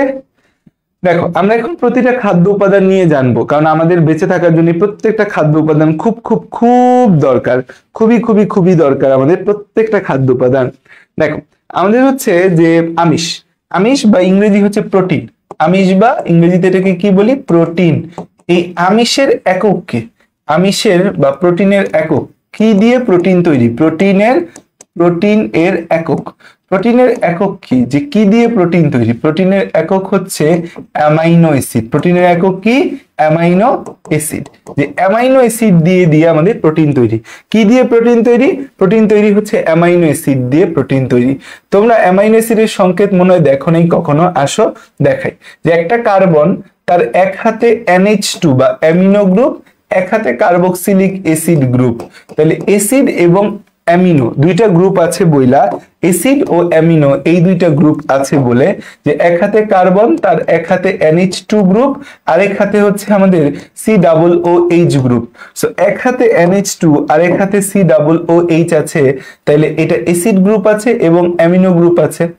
এক হাতে হচ্ছে যে আমাদের হাইড্রোজেন বসবে, আরেক হাতে হচ্ছে অ্যালকাইল গ্রুপ। এখানে হচ্ছে যে কেউ বসতে পারে, এখানে হচ্ছে যে কেউ, আর দিয়ে বুঝাচ্ছে এখানে যে কেউ বসতে পারে। তো এখানে দেখো, তাহলে হচ্ছে যে আমাদের এইটাকে বলি হচ্ছে আমরা অ্যামিনো অ্যাসিড। এই অ্যামিনো অ্যাসিড গুলা যুক্ত হয়ে হয়ে হয়ে হয়ে আমাদের প্রোটিন তৈরি হয়। তো এই যে আমাদের হচ্ছে যে এই অ্যামিনো অ্যাসিড, এই অ্যামিনো অ্যাসিডের মধ্যে নাইট্রোজেনের একটা বড় ভূমিকা আছে। আমিষে শতকরা 16 ভাগ নাইট্রোজেন থাকে। সেই জন্য বইয়ের মধ্যে বলছে যে এই যে নাইট্রোজেন আমাদের রয়েছে এই জায়গায়, তাহলে আমিষে শতকরা 16 ভাগ নাইট্রোজেন আছে। আমিষে শতকরা কত ভাগ নাইট্রোজেন, আমিষে শতকরা 16 ভাগ নাইট্রোজেন থাকে। আমিষে শতকরা 16 ভাগ নাইট্রোজেন থাকে। কত ভাগ নাইট্রোজেন থাকে, শতকরা 16 ভাগ নাইট্রোজেন আমিষের মধ্যে থাকে। তো আমিষের ক্ষেত্রে আমরা দুইটা আমিষের উৎস দেখতে পাই। আমিষে 16 ভাগ নাইট্রোজেন আছে, আর অনেক কিছু আমিষের মধ্যে থাকতে পারে। আমিষের দুইটা উৎস হচ্ছে যে আমরা ইন জেনারেল আমিষের দুইটা উৎস দেখতে পাই। একটাকে বলি হচ্ছে যে আমরা উদ্ভিদ প্রাণীজ আমিষ, একটাকে বলি হচ্ছে প্রাণীজ আমিষ। যে প্রাণীজ কোন কোন উৎস থেকে আমরা আমিষ পাই। আরেকটা হচ্ছে উদ্ভিজ আমিষ। প্রাণীজ আমিষটা কিন্তু বেশি ভালো, প্রাণী থেকে যে আমিষের উৎস সেগুলো কিন্তু বেশি ভালো। তো প্রাণীজ আমিষ হচ্ছে আমরা যে মাছ মাংস খাই সেগুলা এই প্রাণীজ আমিষের মধ্যে চলে আসে। মাছ, মাংস, তারপর হচ্ছে ডিম, পনির, ছানা, কলিজা। তাহলে মাছ, মাংস, তাহলে আমরা এই যে মাছ খাই, মাংস খাই, তারপর হচ্ছে যে আমরা ডিম খাই, ডিমের সাদা অংশ, ডিমের কি সাদা অংশ, কুসুমটা কিন্তু না, ডিমের সাদা অংশ যেটা আছে। তারপর আমরা যে পনির খাই, পনির বা হচ্ছে পনির খাই, আমরা যে কি খাই, পনির খাই, পনির। আর একটা হচ্ছে ছানা মিষ্টি যে আমরা খাই, ছানা মিষ্টিটাও হচ্ছে যে দুধের প্রোটিন দিয়ে বানায়। ছানাটা হচ্ছে ছানা এবং পনির, এই দুইটাই হচ্ছে যে আমাদের দুধের প্রোটিন দিয়ে বানায়, এই দুইটাই দুধের প্রোটিন অংশ দিয়ে বানায়, দুধের প্রোটিন দিয়ে বানায়। কারণ হচ্ছে যে দুধের মধ্যে আমাদের অনেক উপাদান আছে, সেই দুধের প্রোটিনটা নিয়ে হচ্ছে যে আমাদের পনির এবং ছানা বানায়। আরেকটা হচ্ছে যে আমাদের খুবই ইম্পর্টেন্ট জিনিস হচ্ছে, সেটা হচ্ছে আমাদের যকৃৎ বা কলিজা বা লিভার, যকৃৎ বা কলিজা বা লিভার। এটা খুবই ভেরি গুড সোর্স অফ হচ্ছে যে আমাদের আমিষ। এটা উদ্ভিদ আমিষের মধ্যে হচ্ছে আমাদের যত ডাল আছে, চীনা বাদাম আছে, সিমের বীজ আছে। ডাল, চীনা বাদাম, সিমের বীজ, ডাল, চীনা বাদাম, সিমের বীজ, ডাল, তারপর হচ্ছে চীনা বাদাম, আরেকটা হচ্ছে সিমের বীজ। এগুলা খুব ইম্পর্টেন্ট, পরীক্ষার মধ্যে এগুলা সিকিউ এমসিকিউ দুইটাতেই আসতে পারে। তো দেখা গেছে প্রাণীজ আমিষটা আমাদের হচ্ছে বেশি ভালো, প্রাণী আমিষটা হচ্ছে বেশি ভালো উদ্ভিদ আমিষ থেকে বেশি ভালো। আর কারণ এই উদ্ভিদ আমিষটা একটু কম ভালো, প্রাণীজ আমিষটা বেশি ভালো কারণ হচ্ছে সকল অত্যাবশ্যকীয় অ্যামিনো অ্যাসিড এখানে থাকে। অ্যামিনো অ্যাসিডের মধ্যেও আবার আমাদের আছে অত্যাবশ্যকীয় অ্যামিনো অ্যাসিড। তো আমাদের দেখা যায় সব কয়টা অ্যামিনো অ্যাসিড এখানে থাকে, সহজ ভাষায় বলতে পারি হচ্ছে যে আমাদের সকল অ্যামিনো অ্যাসিড এখানে থাকে, সকল অত্যাবশ্যকীয় অ্যামিনো অ্যাসিড এখানে থাকে, সকল অত্যাবশ্যকীয় অ্যামিনো অ্যাসিড, অত্যাবশ্যকীয় অ্যামিনো অ্যাসিড, সকল অত্যাবশ্যকীয় অ্যামাইনো অ্যাসিড এখানে থাকে, সকল অত্যাবশ্যকীয় অ্যামিনো অ্যাসিড এখানে থাকে, সকল অত্যাবশ্যকীয় অ্যামিনো অ্যাসিড এখানে থাকে, সকল অত্যাবশ্যকীয় অ্যামিনো অ্যাসিড এই জায়গায় থাকে। ক্লিয়ার? আর এখানে আমাদের কম ভালো কারণ কি, সকল অত্যাবশ্যকীয় অ্যামিনো অ্যাসিড থাকে না এই জায়গায়, সবাই এই জায়গায় থাকে না, সকল অত্যাবশ্যকীয় অ্যামিনো অ্যাসিড থাকে না, সকল অত্যাবশ্যকীয় অ্যামাইনো অ্যাসিড থাকে না।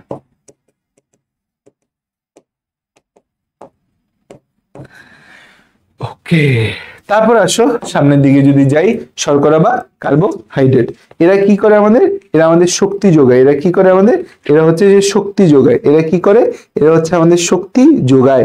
এরা হচ্ছে যে আমাদের শর্করা বা কার্বোহাইড্রেট, এরা হচ্ছে শক্তি যোগায় বা এনার্জি দেয়, এরা হচ্ছে শক্তি যোগায় বা এনার্জি দেয়। শর্করা বা কার্বোহাইড্রেট এরা শক্তি যোগায়, এরা হচ্ছে শক্তি যোগায় বা এনার্জি দেয়, শক্তি যোগায় বা কি করে, এনার্জি দেয়। এই শর্করা বা কার্বোহাইড্রেটটা আমাদের হচ্ছে উদ্ভিদ দেহে তৈরি হয় এবং হচ্ছে শর্করা আমাদের হচ্ছে যে মূল, কাণ্ড, পাতা, ফুল, ফল, বীজে আমাদের শর্করাগুলা জমা থাকে। আমরা ফল থেকে শর্করা পাই, ফলের রসে গ্লুকোজ, আমাদের দুধে ল্যাকটোজ, তারপর হচ্ছে যে আমাদের এরা বেসিক্যালি উদ্ভিদ দেহে তৈরি হয়। এরা হচ্ছে উদ্ভিদ দেহে সালোক সংশ্লেষণের মাধ্যমে তৈরি হয়, উদ্ভিদ দেহে সালোক সংশ্লেষণের মাধ্যমে তৈরি হয়, সালোক সংশ্লেষণে তৈরি হয়। এই যে এরা আছে, এদেরকে আমরা হচ্ছে যে নানা জায়গায় পাই, এদেরকে আমরা কোথায় পাই, যেমন হচ্ছে যে আমাদের বলছে যেটা যে ফলে পাওয়া যায় হচ্ছে গ্লুকোজ, ফলে পাওয়া যায় কি, গ্লুকোজ, ফলে পাওয়া যায় গ্লুকোজ। দুধে পাওয়া যায় হচ্ছে ল্যাকটোজ, দুধে পাওয়া যায় কি, দুধে পাওয়া যায় হচ্ছে ল্যাকটোজ পাওয়া যায় দুধের চিনি, ল্যাকটোজকে বলা হয় কি দুধের চিনি, সেখান থেকে কিন্তু ল্যাকটোজের নামটা আসছে। যে আমরা ল্যাকটোজেন জাতীয় দুধ ছোটবেলায় বাচ্চাদের খাওয়াই, এটা কিন্তু এই ল্যাকটোজ ওয়ার্ডটা থেকে আসছে। গম, আলু, চালে পাওয়া যায় শ্বেতসার বা স্টার্চ, গম, আলু, চাল, গম, তারপর হচ্ছে আলু, তারপর হচ্ছে চাল, এটাই পাওয়া যায় হচ্ছে আমাদের শ্বেতসার বা স্টার্চ, শ্বেতসার বা স্টার্চ পাওয়া যায়, শ্বেতসার বা স্টার্চ পাই। আমরা কি পাই এখানে, শ্বেতসার বা স্টার্চ পাই। এই জায়গায় কি পাই, এই জায়গায় হচ্ছে আমাদের শ্বেতসার বা স্টার্চ পাই।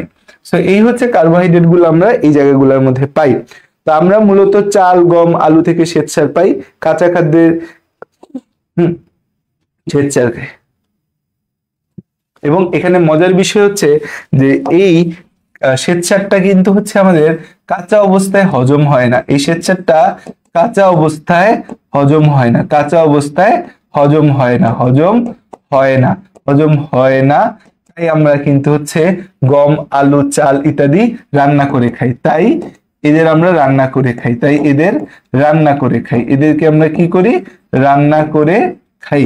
আর বাকিগুলা কিন্তু হচ্ছে আমাদের নর্মালি হজম হয়ে যায়। ওকে, এখন দেখো যে আমাদের বইয়ের মধ্যে একটা ছক দেওয়া আছে, মনোস্যাকারাইড, ডাইস্যাকারাইড, পলিস্যাকারাইডের একটা ছক দেওয়া আছে এবং কোথায় পাওয়া যায় সেটা নিয়ে কথা বলছে। আমাদের যে কার্বোহাইড্রেট বা শর্করা আছে, কার্বোহাইড্রেট বা শর্করার ক্ষেত্রে এই নামের ক্ষেত্রে একটা বিশ্লেষণ দেখো, কার্বোহাইড্রেট, কার্বোহাইড্রেট। এই যে কার্বোহাইড্রেট যে নামটা আছে এটার ক্ষেত্রে দেখো একটা অংশ হচ্ছে কার্বো আর একটা হচ্ছে হাইড্রেট। সো কার্বো এবং হাইড্রেট দুইটা নামের মধ্যে যদি তুমি দেখো, কার্বো কথাটা দিয়ে বুঝে কার্বন আর হাইড্রেট কথাটা দিয়ে বুঝে হচ্ছে পানি। হাইড্রেট কথাটা দিয়ে কি বোঝায়? পানি। সো কার্বন এবং পানি, এই যে আমাদের দুইটা বিষয় আছে, তাহলে তুমি এখানে কার্বন, হাইড্রোজেন এবং অক্সিজেন এই তিনটা জিনিস নিয়ে হচ্ছে যে আমাদের শর্করা বা কার্বোহাইড্রেট গঠিত। শর্করা বা কার্বোহাইড্রেট কি নিয়ে গঠিত? কার্বন, হাইড্রোজেন এবং অক্সিজেন নিয়ে গঠিত। এবং এদের অনুপাতটা কত হবে দেখো তো, 1:2:1। এরা কোন অনুপাতে থাকে? Carbon, hydrogen, oxygen. Carbon, hydrogen এবং অক্সিজেন আমাদের 1:2:1 এই অনুপাতে আমাদের হচ্ছে শর্করার ভেতর থাকে। 1:2:1 এই অনুপাতে শর্করার ভেতর আমাদের হচ্ছে কার্বন, হাইড্রোজেন এবং অক্সিজেন থাকে। তো এই যে অনুপাতে কার্বন, হাইড্রোজেন, অক্সিজেন থাকতেছে, এই অনুপাতে আমাদের কার্বন, হাইড্রোজেন এবং অক্সিজেন আছে। তো আমাদের যে গ্লুকোজ আছে, গ্লুকোজ, ধরো তুমি গ্লুকোজ, গ্লুকোজটার সংকেত কি বলতো? গ্লুকোজের সংকেত আমাকে কমেন্টে জানাও তো, গ্লুকোজের সংকেত কি ভাইয়া? এই যে গ্লুকোজ যে আমরা দেখছি, গ্লুকোজের সংকেতটা কি হবে? গ্লুকোজের সংকেতটা হবে হচ্ছে, হ্যাঁ, গ্লুকোজের সংকেত কি? গ্লুকোজের সংকেত হচ্ছে C6H12O6, তাই তো? এটার অনুপাত কত? এই গ্লুকোজের ভেতর যদি আমি কার্বন, হাইড্রোজেন, অক্সিজেনের অনুপাত বের করি, সেই অনুপাতটা কত আসবে? গ্লুকোজের ভেতর যদি আমি কার্বন, হাইড্রোজেন, অক্সিজেনের অনুপাত বের করি, সেই অনুপাতটা কত আসবে বলো?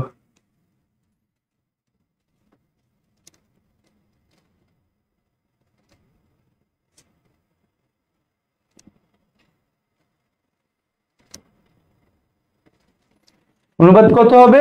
1:2:1, 1:2:1, তাই তো? তো যাদের অনুপাতটা এরকম হয়, এই যে গ্লুকোজটা আছে, যাদের অনুপাতটা এরকম হচ্ছে, গ্লুকোজ অনুপাত হচ্ছে 1:2:1 হয়, এইটাকে বলি হচ্ছে আমরা মনোস্যাকারাইড। এটাকে কি বলি আমরা? মনোস্যাকারাইড। এটাকে বলি আমরা মনো মানে এক, স্যাকারাইড, মনোস্যাকারাইড, মনোস্যাকারাইড বা এটা হচ্ছে মনোমার, মনোস্যাকারাইড বা এটা হচ্ছে কি আমাদের মনোমার। এটা হচ্ছে আমাদের মনোমার, মনোস্যাকারাইড, এটা হচ্ছে মনোমার। এই যে গ্লুকোজ দেখতে পাচ্ছি আমরা, যাদের মধ্যে আমাদের কার্বন, হাইড্রোজেন, অক্সিজেন অনুপাত 1:2:1, এরা মনোস্যাকারাইড বা এরা হচ্ছে মনোমার। এরকম দুইটা মনোস্যাকারাইড যখন একসাথে যুক্ত থাকবে তখন তার নাম হবে ডাইস্যাকারাইড। যখন অনেকগুলা মনোস্যাকারাইড একসাথে যুক্ত থাকবে তখন তার নাম হবে পলিস্যাকারাইড। তো আমাদের হচ্ছে এই জিনিসটাই এখানে দেখাইছে যে আমাদের কি, এই যে আমাদের হচ্ছে যে এই জায়গায় আমরা দেখতে পাচ্ছি, এই জায়গায় আমরা কি দেখতে পাচ্ছি, এখানে হচ্ছে যে আমরা কি দেখতে পাবো, এই জায়গায় আমরা হচ্ছে যে এই মনোস্যাকারাইড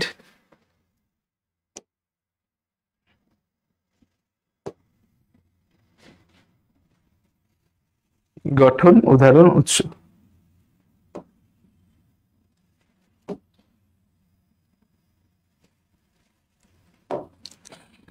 তো প্রথমে আমাদের হচ্ছে এই যে মনোস্যাকারাইড, মনোস্যাকারাইড, মনোস্যাকারাইড, তারপর আসা যাক আমাদের ডাইস্যাকারাইড, ডাইস্যাকারাইড, আরেকটা আসে হচ্ছে অলিগো স্যাকারাইড।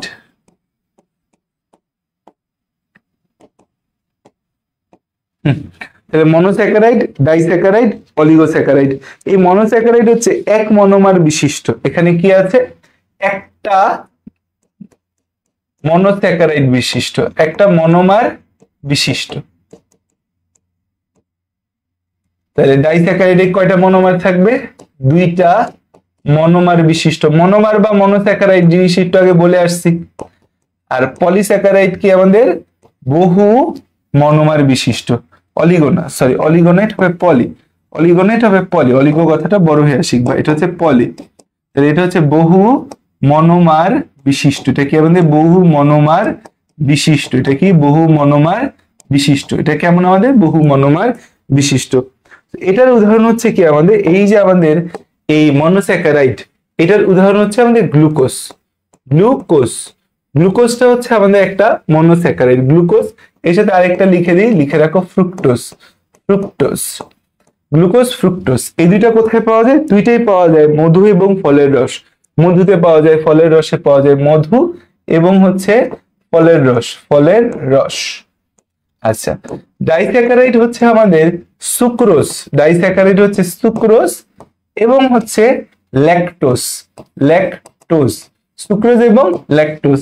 এই সুক্রোজ এবং ল্যাকটোজ কোথায় পাওয়া যায়? সুক্রোজ পাওয়া যায় চিনিতে। আমরা যে চিনি খাই সেখানে পাওয়া যায় সুক্রোজ। আর আমরা যে হচ্ছে যে ল্যাকটোজ, এটা পাওয়া যাবে কোথায়? হচ্ছে দুধে, দুধ বা মিল্ক। পলিস্যাকারাইড হচ্ছে আমাদের তিনজনের নাম মনে রাখবা। স্টার্চ, স্টার্চ, তারপর হচ্ছে সেলুলোজ এবং হচ্ছে glycogen. Glycogen, starch, cellulose, glycogen. চাল, আটা, আলু। তাহলে স্টার্চ তো পাওয়া যায় হচ্ছে চাল, আটা, আলু, গম ইত্যাদিতে পাওয়া যায়। সেলুলোজটা তো উদ্ভিদের গাঠনিক উপাদান হিসেবে কাজ করে।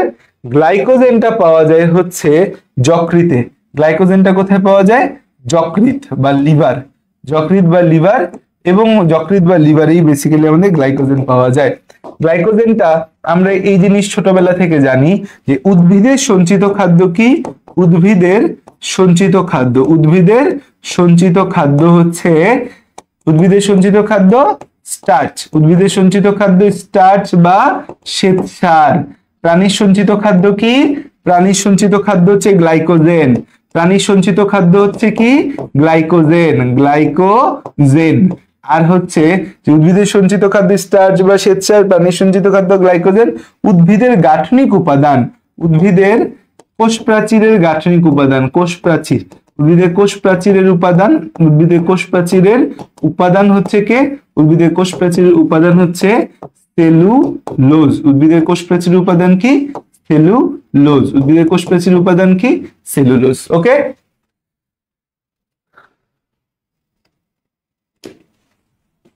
ক্লিয়ার? এতটুকু একদম বিস্তারিত ভাবে দেখায় দিচ্ছি, এ নিয়ে আর কোনো কনফিউশন থাকার কোনো কথা নাই।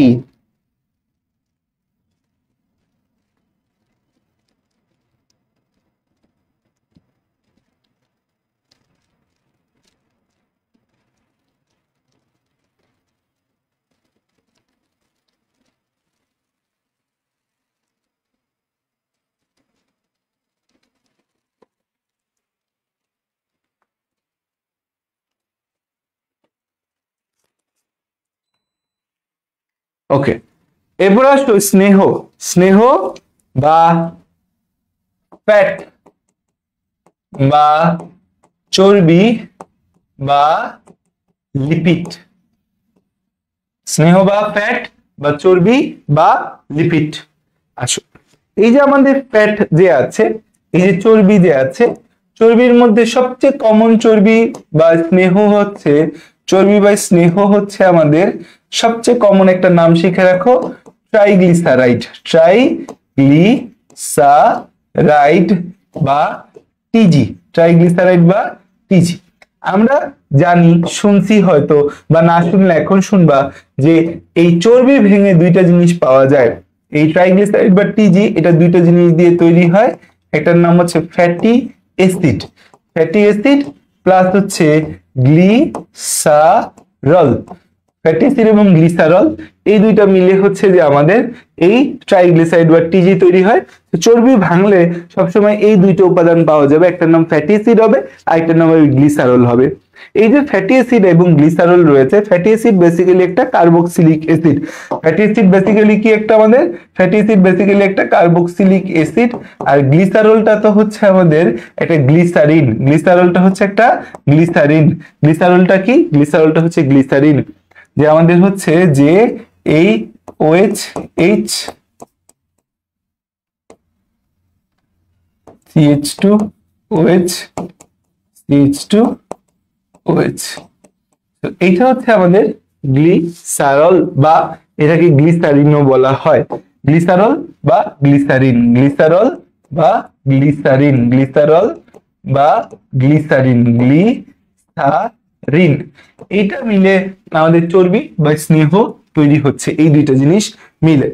এই আমাদের এর কাজ হচ্ছে তাপ উৎপাদন করা, এবং এর কাজ কি? এর কাজ হচ্ছে তাপ উৎপাদন করা, তাপ উৎপাদন করা। আবার ঝামেলা করতেছে, কি হয়েছে আজকে সকাল সকাল নোট হ্যাং খাচ্ছে হঠাৎ করে। এইখানে এই বোর্ডে কখনো এরকম হয় না, হ্যাং খায় না।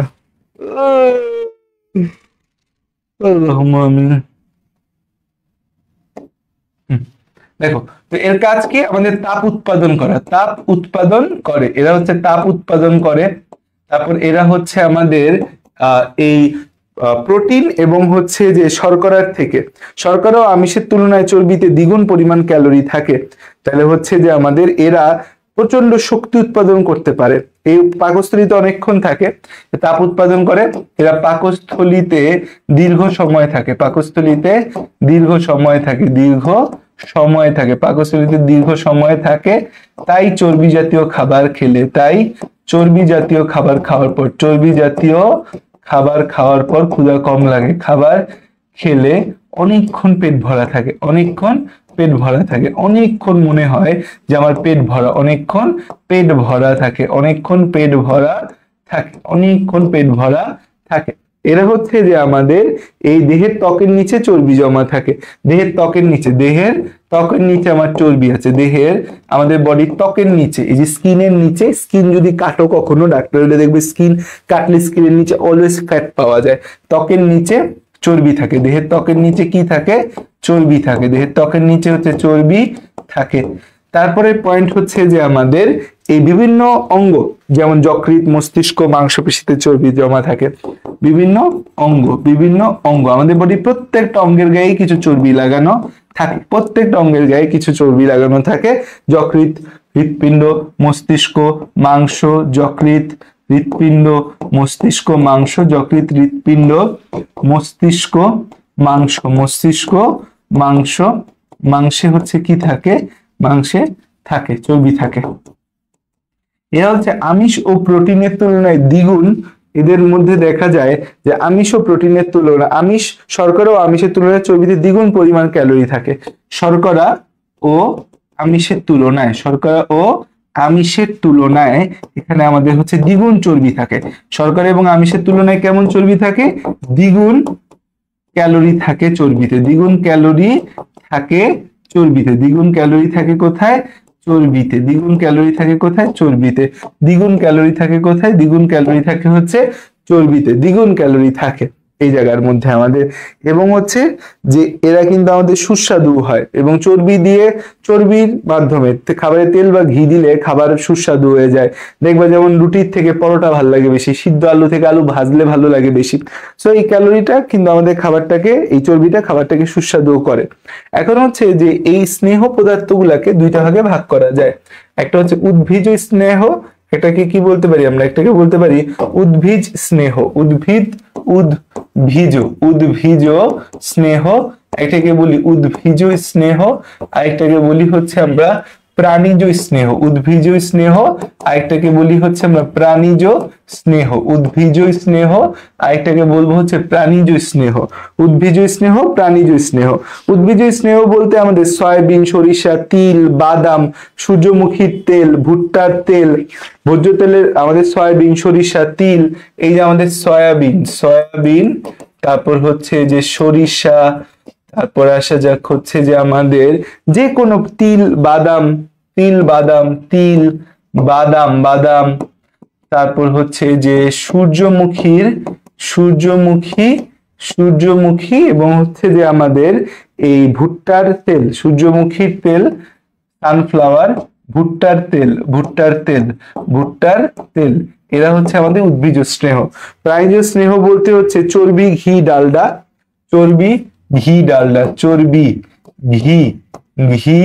ডালডা, ডালডা হচ্ছে আমাদের ঘন তেলের মতো একটা পদার্থ পাওয়া যায়। ডিমের কুসুম, ডিমের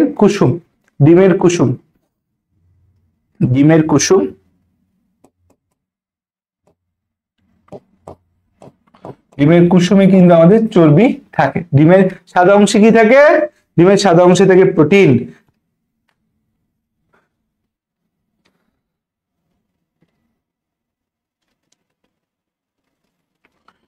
এইচএসসি স্টাইল এক্সাম বলতে এইচএসসি স্টাইল এক্সাম কইছি, মানে এমসিকিউ হবে শুধু, সিকিউ তো নেওয়া সম্ভব না অনলাইন। পানির চেয়ে হালকা বলে পানির উপরে ভাসে, একজন সুস্থ সবল পূর্ণবয়স্ক ব্যক্তি 50 থেকে 60 গ্রাম চর্বি লাগে।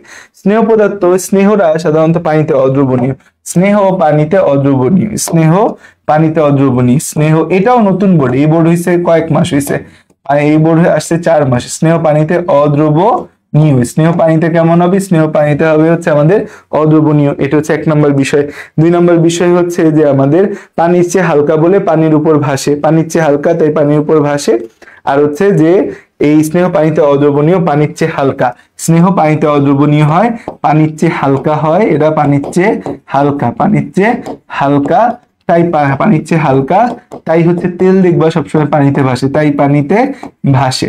আর ডেইলি 50 থেকে 60 গ্রাম আমাদের চর্বি লাগে দৈনিক, আমাদের হচ্ছে 50 to 60 গ্রাম আমাদের হচ্ছে এই স্নেহ প্রয়োজন, 50 to 60 গ্রাম স্নেহ প্রয়োজন, 50 to 60 গ্রাম দরকার হবে, এর বেশি দরকার নাই। নেক্সট আসো যে আমাদের খাদ্যপ্রাণ বা ভিটামিন। ভিটামিনকে দুইটা ভাগে ভাগ করে নিবা সবার আগে। একটা হচ্ছে এই যে দ্রবণীয়তার উপর ভিত্তি করে, দ্রবণীয়তার উপর ভিত্তি করে আমাদের ভিটামিনকে হচ্ছে দুইটা ভাগে ভাগ করা যায়। একটা হচ্ছে চর্বিতে দ্রবণীয়, একটা হচ্ছে চর্বিতে দ্রবণীয় ভিটামিন, আরেকটা হচ্ছে পানিতে দ্রবণীয় ভিটামিন, চর্বিতে দ্রবণীয় ভিটামিন, আরেকটা হচ্ছে পানিতে দ্রবণীয় ভিটামিন, চর্বিতে দ্রবণীয় ভিটামিন, হচ্ছে পানিতে দ্রবণীয় ভিটামিন, চর্বিতে দ্রবণীয় ভিটামিন, আরেকটা কি আমাদের, আরেকটা হচ্ছে পানিতে দ্রবণীয় ভিটামিন, চর্বিতে দ্রবণীয় ভিটামিন, আরেকটা হচ্ছে কি আমাদের পানিতে দ্রবণীয় ভিটামিন, চর্বিতে দ্রবণীয় ভিটামিন, আরেকটা হচ্ছে পানিতে দ্রবণীয় ভিটামিন। এই যে চর্বিতে দ্রবণীয় ভিটামিন আছে, পানিতে দ্রবণীয় ভিটামিন আছে, এখানে চর্বিতে দ্রবণীয় ভিটামিন কে কে আসে? Vitamin A, vitamin A D E K, vitamin A, vitamin D, vitamin E, আর হচ্ছে ভিটামিন কে। তাহলে এই 4টা ভিটামিন হচ্ছে চর্বিতে দ্রবণীয়। আর পানিতে দ্রবণীয় দুইটাই, ওয়াটার সলিউবল হচ্ছে ভিটামিন বি এবং ভিটামিন সি, ভিটামিন বি এবং হচ্ছে যে আমাদের ভিটামিন সি। এটা এমসিকিউর জন্য খুব খুব ইম্পর্টেন্ট যে চর্বিতে দ্রবণীয় ভিটামিন কারা আর পানিতে দ্রবণীয় ভিটামিন কারা। চর্বিতে দ্রবণীয় ভিটামিন এ ডি ই কে, পানিতে দ্রবণীয় ভিটামিন হচ্ছে বি আর সি, এই যে এ আছে এটা কোথায় কোথায় পাওয়া যাবে? দুধ, মাখন, চর্বি, ডিম, গাজর। আমাদের হচ্ছে যে খুব কমনলি ভিটামিন এ পাওয়া যায় কোথায় কোথায়, এটা খুব কমন একটা প্রশ্ন।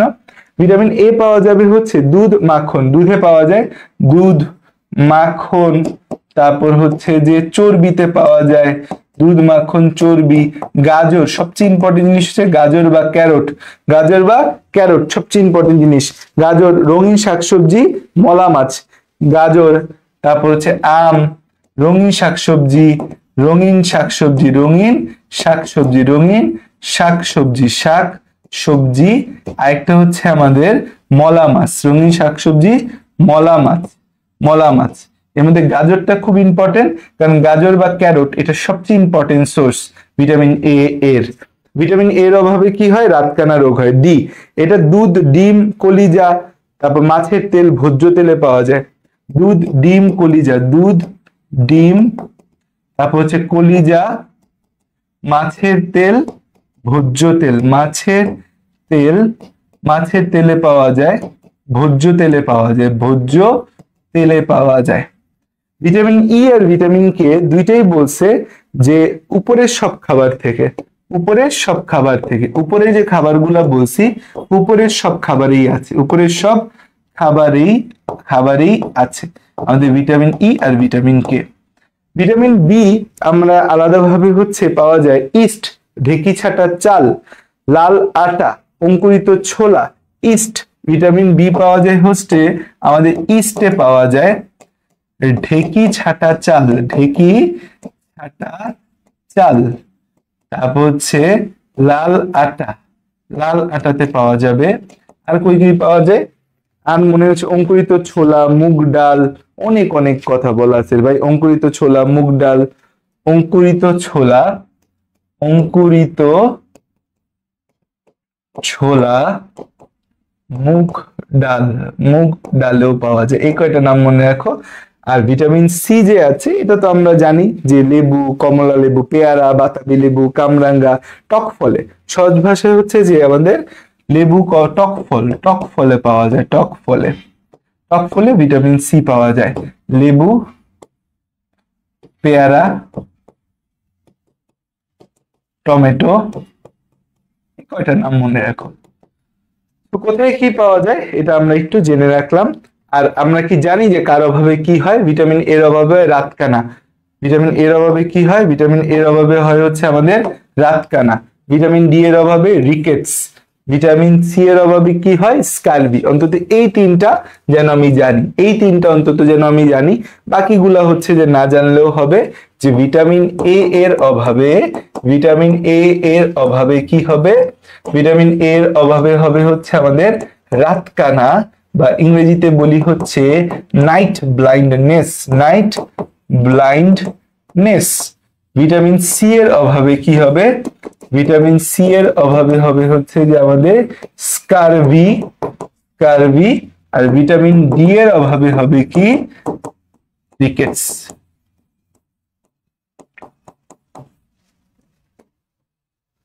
এই তিনটা অন্তত আমাকে জানতে হবে। পেয়ারা টক ফল না, কিন্তু পেয়ারার মধ্যে আছে, বেশিরভাগ টক ফলে পাওয়া যায়, পেয়ারার মধ্যে আছে। খনিজ লবণ বা মিনারেলস হচ্ছে দেহ গঠন, দেহের অভ্যন্তরীণ কাজ নিয়ন্ত্রণ, হাড়, দাঁত, পেশি, এনজাইম, হরমোন গঠনে অপরিহার্য।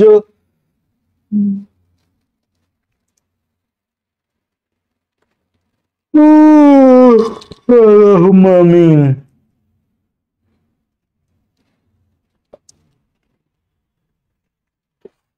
দেখো এরপর হচ্ছে খাদ্যপ্রাণ বা ভিটামিন।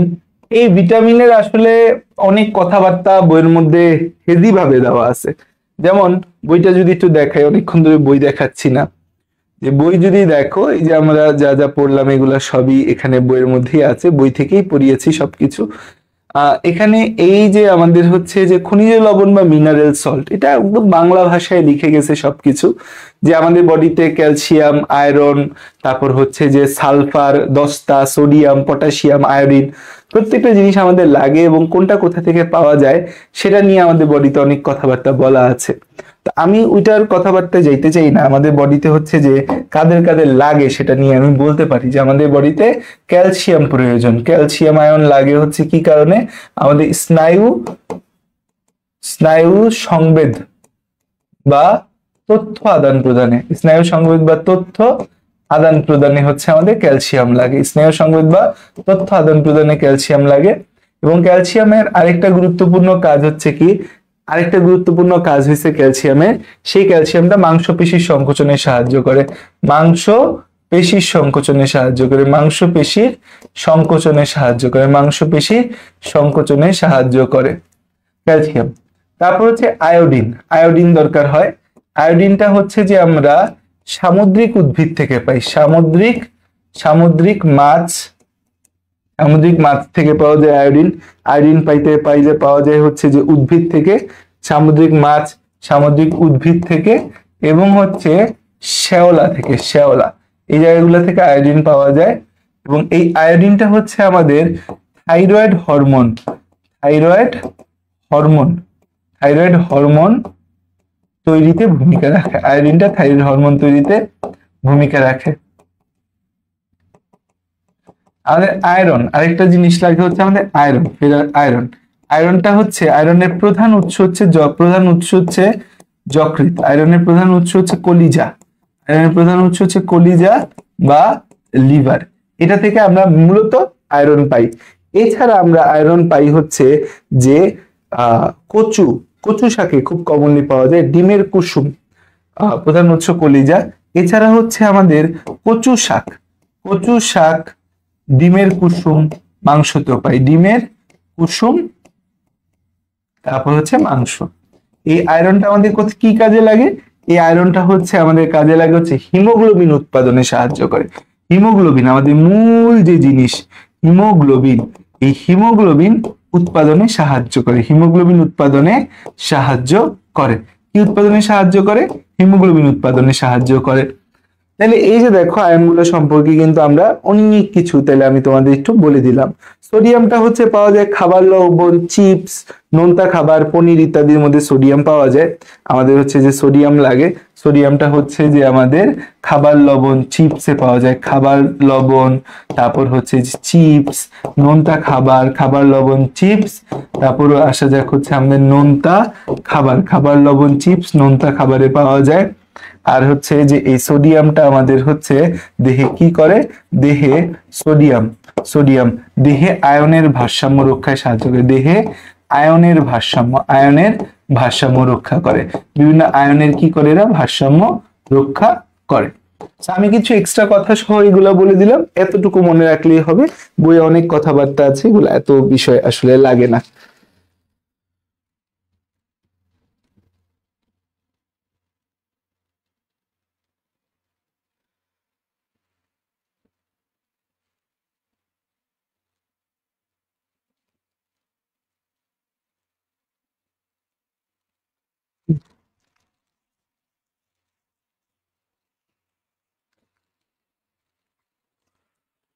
এরপর আসা যাক হচ্ছে আমাদের পানি, খনিজ লবণ।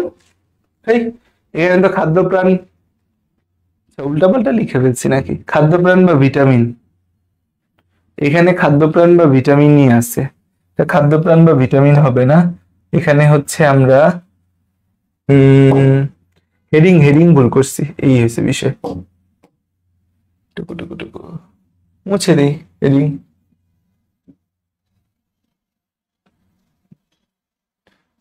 এটা হচ্ছে আমাদের খনিজ লবণ, খনিজ লবণ। আর এখানে আমরা জানবো পানি। পানি হচ্ছে আমাদের, পানির অপর নাম জীবন। পানির অপর নাম কি? জীবন। আমাদের পানি, এখানে আমরা কি পড়বো? এখানে পড়বো হচ্ছে আমরা পানি। পানিটা এক পাশে চলে গেছে, যাক কোনো সমস্যা নেই। পানি,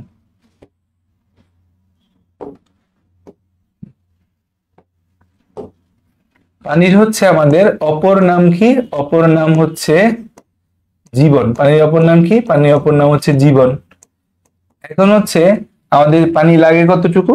পানি হচ্ছে যে দৈহিক ওজনের 50 থেকে 65% পানি। দৈহিক ওজনের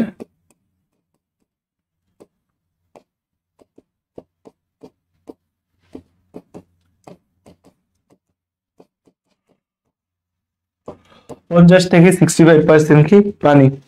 এবং হচ্ছে যে আমাদের একজন পূর্ণ দেহের কোনো ব্যক্তির ক্যালোরি চাহিদা 2000 ক্যালোরি 2 লিটার পানি। প্রাপ্তবয়স্ক মানুষের 2 লিটার পানি প্রয়োজন, এতটুকু কথা মনে রাখলেই হবে। এছাড়া এটার ভেতরে যাওয়ার কোনো দরকার নেই। প্রাপ্ত বয়স্ক মানুষের 2 লিটার পানি দৈনিক প্রয়োজন। আমি দৈনিক কতটুকু পানি খাবো? 2 লিটার পানি খাবো, এর বেশি পানি আমার দরকার নাই। খাদ্য আঁশ বা র্যাফেজ, এটা হচ্ছে যে আমাদের সবজি, শ্বাস, বীজ, বিভিন্ন উদ্ভিদের ডাটা, মূল, পাতায় আঁশ থাকে। এই আঁশ জাতীয় খাবার খুবই খুবই খুবই ইম্পর্টেন্ট, খুবই খুবই ইম্পর্টেন্ট আঁশ জাতীয় খাবার। তো খাদ্য আঁশ বা র্যাফেজ হচ্ছে আমাদের কোথায় থাকে? বিভিন্ন শাকসবজি উপস্থিত। কোথায় এরা উপস্থিত আছে? আমাদের হচ্ছে যে শাকসবজি, বিভিন্ন আমাদের যত শাকসবজি আছে, শাকসবজির মধ্যে 100% আছে আমাদের শস্য দানার বহিরাবরণ, ফলের খোসা, শ্বাস, বীজ, শস্য দানার বহিরাবরণ, শস্য দানার যে বহিরাবরণ, শস্য দানার বহিরাবরণে আছে, শাকসবজিতে আছে, শস্য দানার বহিরাবরণে আছে, শ্বাসে আছে, ফলের খোসা, বীজ, ফলের খোসাতে আছে, বীজ আছে, বীজ, তারপর হচ্ছে ডাটা। আমরা বিভিন্ন উদ্ভিদের ডাটা যে আছে, বিভিন্ন উদ্ভিদে আমরা ডাটা খাই না, ডাটা মূল ও পাতায় আঁশ থাকে, ডাটা মূল ও পাতায়, ডাটা তারপর হচ্ছে মূল এবং পাতা, এই প্রত্যেকটা জায়গায় হচ্ছে আমাদের এই আঁশ বা র্যাফেজ রয়েছে। এরা জটিল শর্করা, এরা কি আমাদের?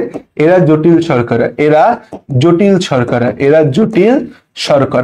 এই যে জটিল শর্করাটা, এইটা কিন্তু হচ্ছে মানব দেহে, এই যে জটিল শর্করা, এরা কিন্তু মানব দেহে পরিপাক হয় না। এই যে আমাদের জটিল শর্করা আমরা দেখতে পাচ্ছি, এই যে যেটা বলতেছি আমরা জটিল শর্করা, এরা কিন্তু হচ্ছে যে এরা আমাদের হচ্ছে যে সেলুলোজ, আমাদের এরা সেলুলোজ লিগনিন, এরা কিন্তু হচ্ছে যে আমাদের মানুষের হজম হয় না। এরা জটিল শর্করা, এরা কিন্তু হচ্ছে আমাদের মানুষের হজম হয় না,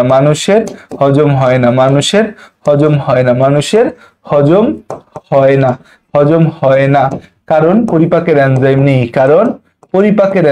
মানুষের হজম হয় না কারণ পরিপাকের এনজাইম নেই। এই পরিপাক করব যে সে এনজাইমটাই হচ্ছে যে নেই। এরা কাদের হজম হয়?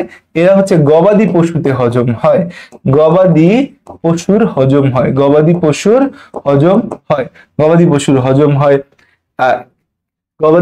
হজম হয়। কিন্তু এদেরও পরিপাকের এনজাইম নেই, তাহলে গবাদি পশুর হজম হয় যে কেমনে হজম হয়? গবাদি পশুর হজম হয় বলতেছি, গবাদি পশুর পরিপাকেও এদের এনজাইম নাই। এই যে আমাদের গবাদি পশুর ভেতরও আমাদের এদের পরিপাকের এনজাইম থাকে না। তাহলে গবাদি পশুতে কিভাবে র্যাফেজ বা আঁশ জাতীয় খাবার হজম হয়? র্যাফেজ বা আঁশ জাতীয় খাবার যদি হজম না হয়, তাহলে তো গবাদি পশু ঘাস লতাপাতা খেয়ে বাঁচতে পারবে না। কেউ কি জানো কিভাবে হজম হয়?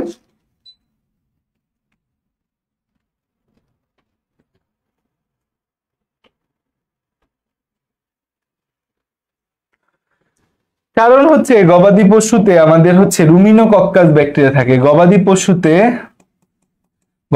পশুর অন্ত্রে রুমিনোকক্কাস ব্যাকটেরিয়া থাকে। রুমিনোকক্কাস নামক একটা ব্যাকটেরিয়া থাকে যা সেলুলোজ এনজাইম তৈরি করে দেয়,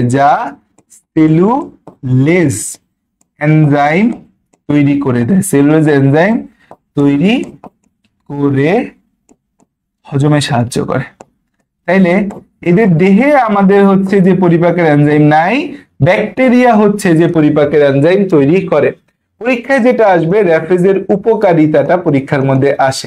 পরীক্ষার মধ্যে দিলে র্যাফেজের উপকারিতা দিবে, র্যাফেজ বা আঁশ জাতীয় খাবারের উপকারিতা দিবে, র্যাফেজ বা আঁশ জাতীয় খাবারের কি উপকারিতা দিবে?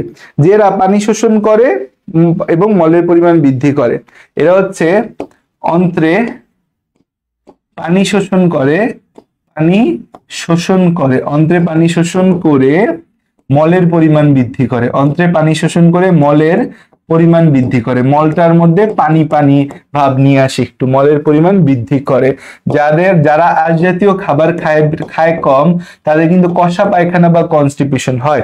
তো যাদের কনস্টিপেশনের সমস্যা আছে, কষা পায়খানা হয়, পায়খানা ঠিক মতো হয় না, তারা ডাক্তারের কাছে গেলেই ডাক্তার কি বলে, কি খাইতে বলে?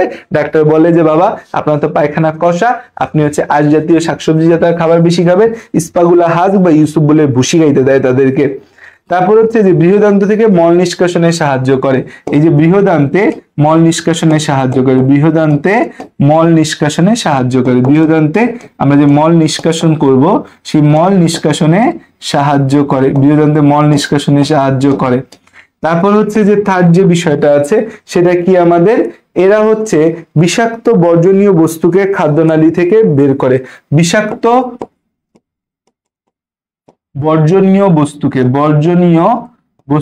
বিষাক্ত বর্জনীয় বস্তুকে খাদ্যনালী থেকে বের করে, বিষাক্ত বর্জনীয় বস্তুকে খাদ্যনালী থেকে বের করে, বিষাক্ত বর্জনীয় বস্তুকে খাদ্যনালী থেকে কি করে, বের করে। আচ্ছা, তারপরের বিষয় হচ্ছে যে এরা আমাদের হচ্ছে খাদ্যনালীতে ক্যান্সারের সম্ভাবনা, আঁশ জাতীয় খাবার স্থূলতা হ্রাস করে। এরা দেহ থেকে চর্বি বের করে স্থূলতা হ্রাস করে, দেহ থেকে চর্বি বের করে স্থূলতা, দেহ থেকে চর্বি বের করে, দেহ থেকে এরা কি করে, চর্বি বের করে, দেহ থেকে চর্বি বের করে স্থূলতা হ্রাস করে, স্থূলতা হ্রাস করে, যে আমরা মোটা হয়ে যাই, সেই মোটা হওয়ার যে প্রবণতা সেটা কমাইতে পারে এই র্যাফেজ। এরা হচ্ছে যে আমাদের খাদ্যনালীর ক্যান্সারের আশঙ্কা কমায়, ক্ষুধা প্রবণতা কমায়। এরা হচ্ছে বারবার ক্ষুধা লাগা, ক্ষুধা প্রবণতা কমায় এবং হচ্ছে নেক্সট কথা হচ্ছে খাদ্যনালীর ক্যান্সারের আশঙ্কা কমায়, খাদ্যনালীর ক্যান্সারের আশঙ্কা কমায়, খাদ্যনালীর ক্যান্সারের আশঙ্কা কমায়, খাদ্যনালীর ক্যান্সারের আশঙ্কা কমায়, খাদ্যনালীর ক্যান্সারের আশঙ্কা কমায়। ঠিক আছে, এই জায়গাটা হচ্ছে আমাদের জন্য 5 স্টার, এই উপকারিতাটা 5 স্টার। এটা পরীক্ষার মধ্যে আসবে, এটা পরীক্ষার মধ্যে আসবে, গ হতে এটা পরীক্ষায় আসার মতো একটা জিনিস।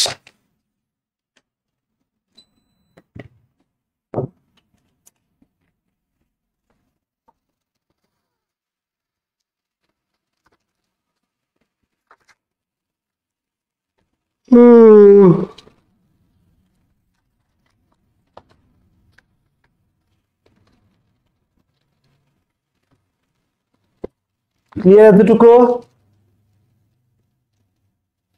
এতটুকুর মাঝে কারো কোনো কনফিউশন আছে?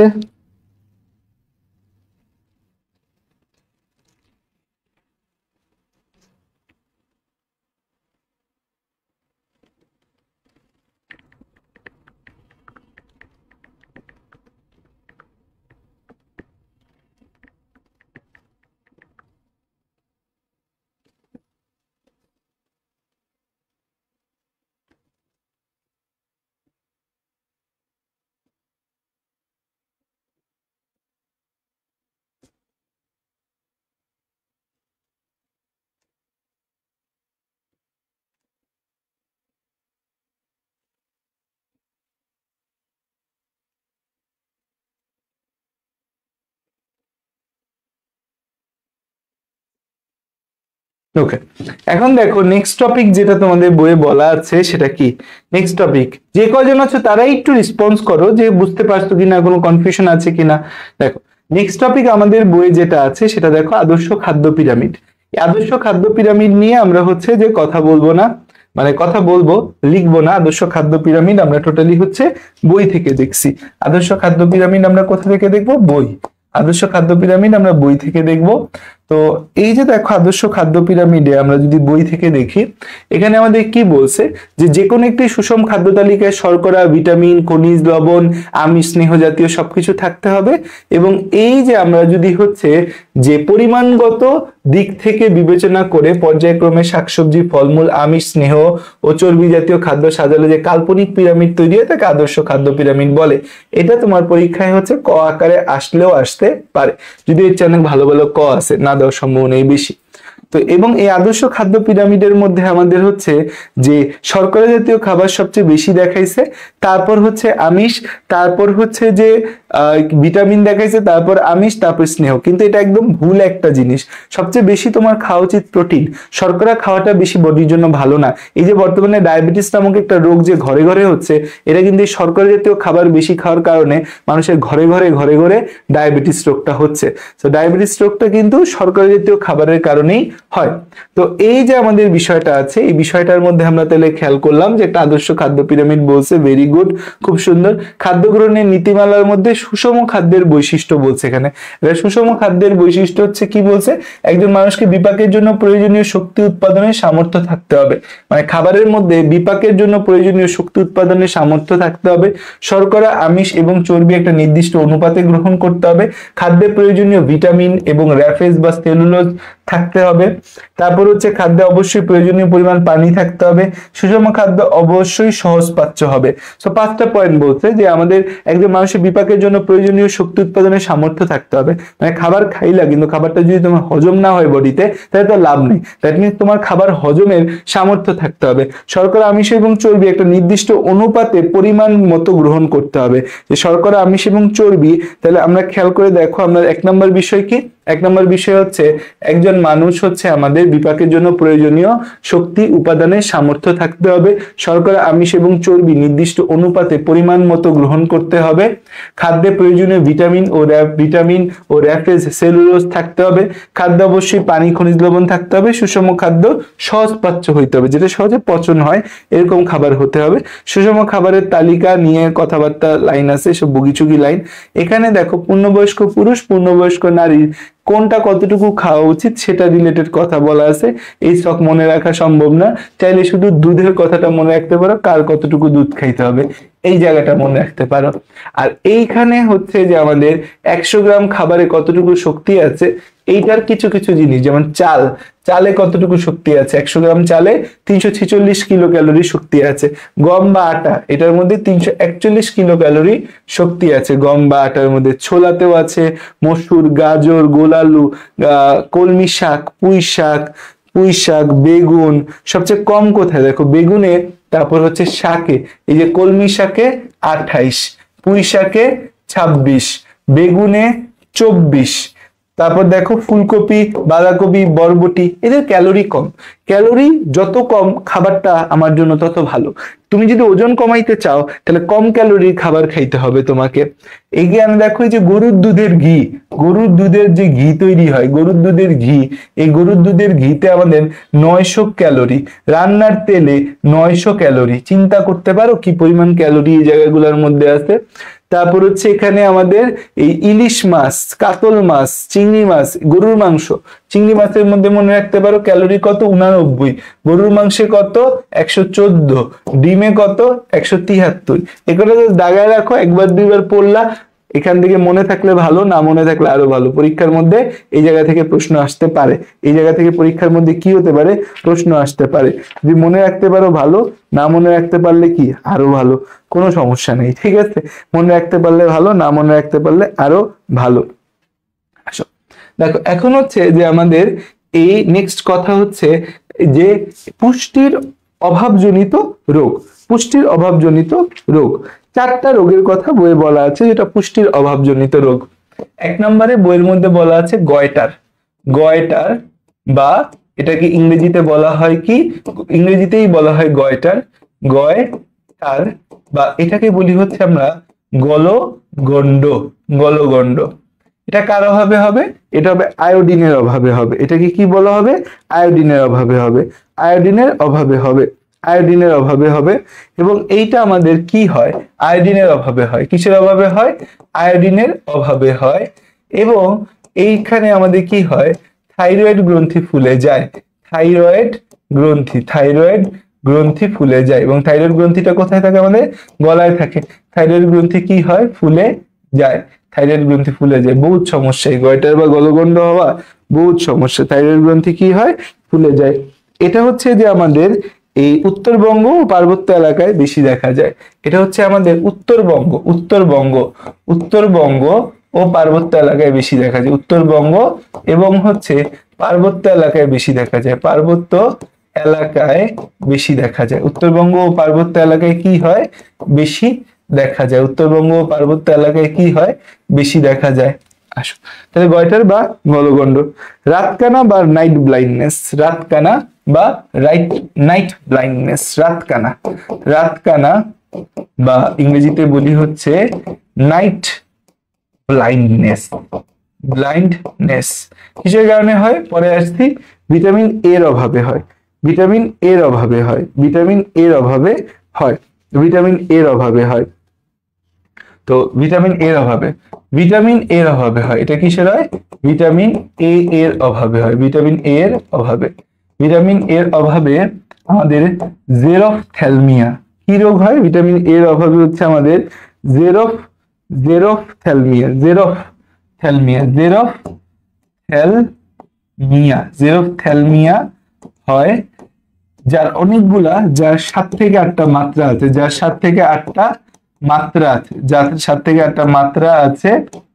এর সর্বনিম্ন মাত্রা হচ্ছে, সর্বনিম্ন স্তর, সর্বনিম্ন মাত্রা রাতকানা, সর্বনিম্ন মাত্রা রাতকানা, সর্বনিম্ন মাত্রা রাতকানা। সর্বোচ্চ মাত্রা হচ্ছে ব্লাইন্ডনেস, সর্বোচ্চ মাত্রা কি? ব্লাইন্ডনেস, ব্লাইন্ডনেস বা অন্ধত্ব। রাতকানা বা নাইট ব্লাইন্ডনেস থেকে আস্তে আস্তে ব্লাইন্ডনেস বা অন্ধত্ব হতে পারে। এই যে রাতকানা হয় যে আমাদের, রাতকানা হয় যে আমাদের, এই রাতকানাটা আমাদের নাইট ব্লাইন্ডনেস যে হয়, এখানে আমাদের 5 থেকে আমাদের হচ্ছে কয়টা? 7 থেকে 8টা মাত্রা আছে। চতুর্থ পঞ্চম মাত্রা জেরোফথ্যালমিয়ায় ভিটামিন এ সহ ওষুধ প্রয়োগে ভালো হয়, কিন্তু এরপরে আর ভালো হয় না। এখানে আমাদের হচ্ছে যে রাতকানা বা নাইট ব্লাইন্ডনেসে এখানে আমাদের হচ্ছে ভিটামিন এ এর অভাবে, ভিটামিন এ এর অভাবে আমাদের হচ্ছে কি কোষ নষ্ট হয়ে যায়? রড কোষ নষ্ট হয়, রড কোষ ক্ষতিগ্রস্ত হয়, রড কোষ ক্ষতিগ্রস্ত হয়। সেখান থেকে হচ্ছে যে আমাদের এই রোগটা দেখা যায়, রড কোষ ক্ষতিগ্রস্ত হয়, রড কোষ ক্ষতিগ্রস্ত হয়, তাই রাতে ঝাপসা দেখে, তাই রাতে ঝাপসা দেখে, তাই রাতে কি হয়? ঝাপসা দেখে। কারণ আমাদের রড কোষ এবং কোন কোষের মধ্যে, রড কোষ রাতে দেখতে সাহায্য করে, কোন কোষ দিনে দেখতে সাহায্য করে। রড কোষ রাতে দেখতে সাহায্য করে, কোন কোষ হচ্ছে কতক্ষণ দেখতে সাহায্য করে? দিনে দেখতে সাহায্য করে। তো আমাদের প্রতিরোধের উপায় কি? ভিটামিন এ জাতীয় খাবার খাওয়াইতে হবে বেশি, যকৃতে মাছের যকৃতের তেল, কলিজা, সবুজ শাকসবজি, রঙিন ফল, এগুলা খাওয়াতে হবে বেশি।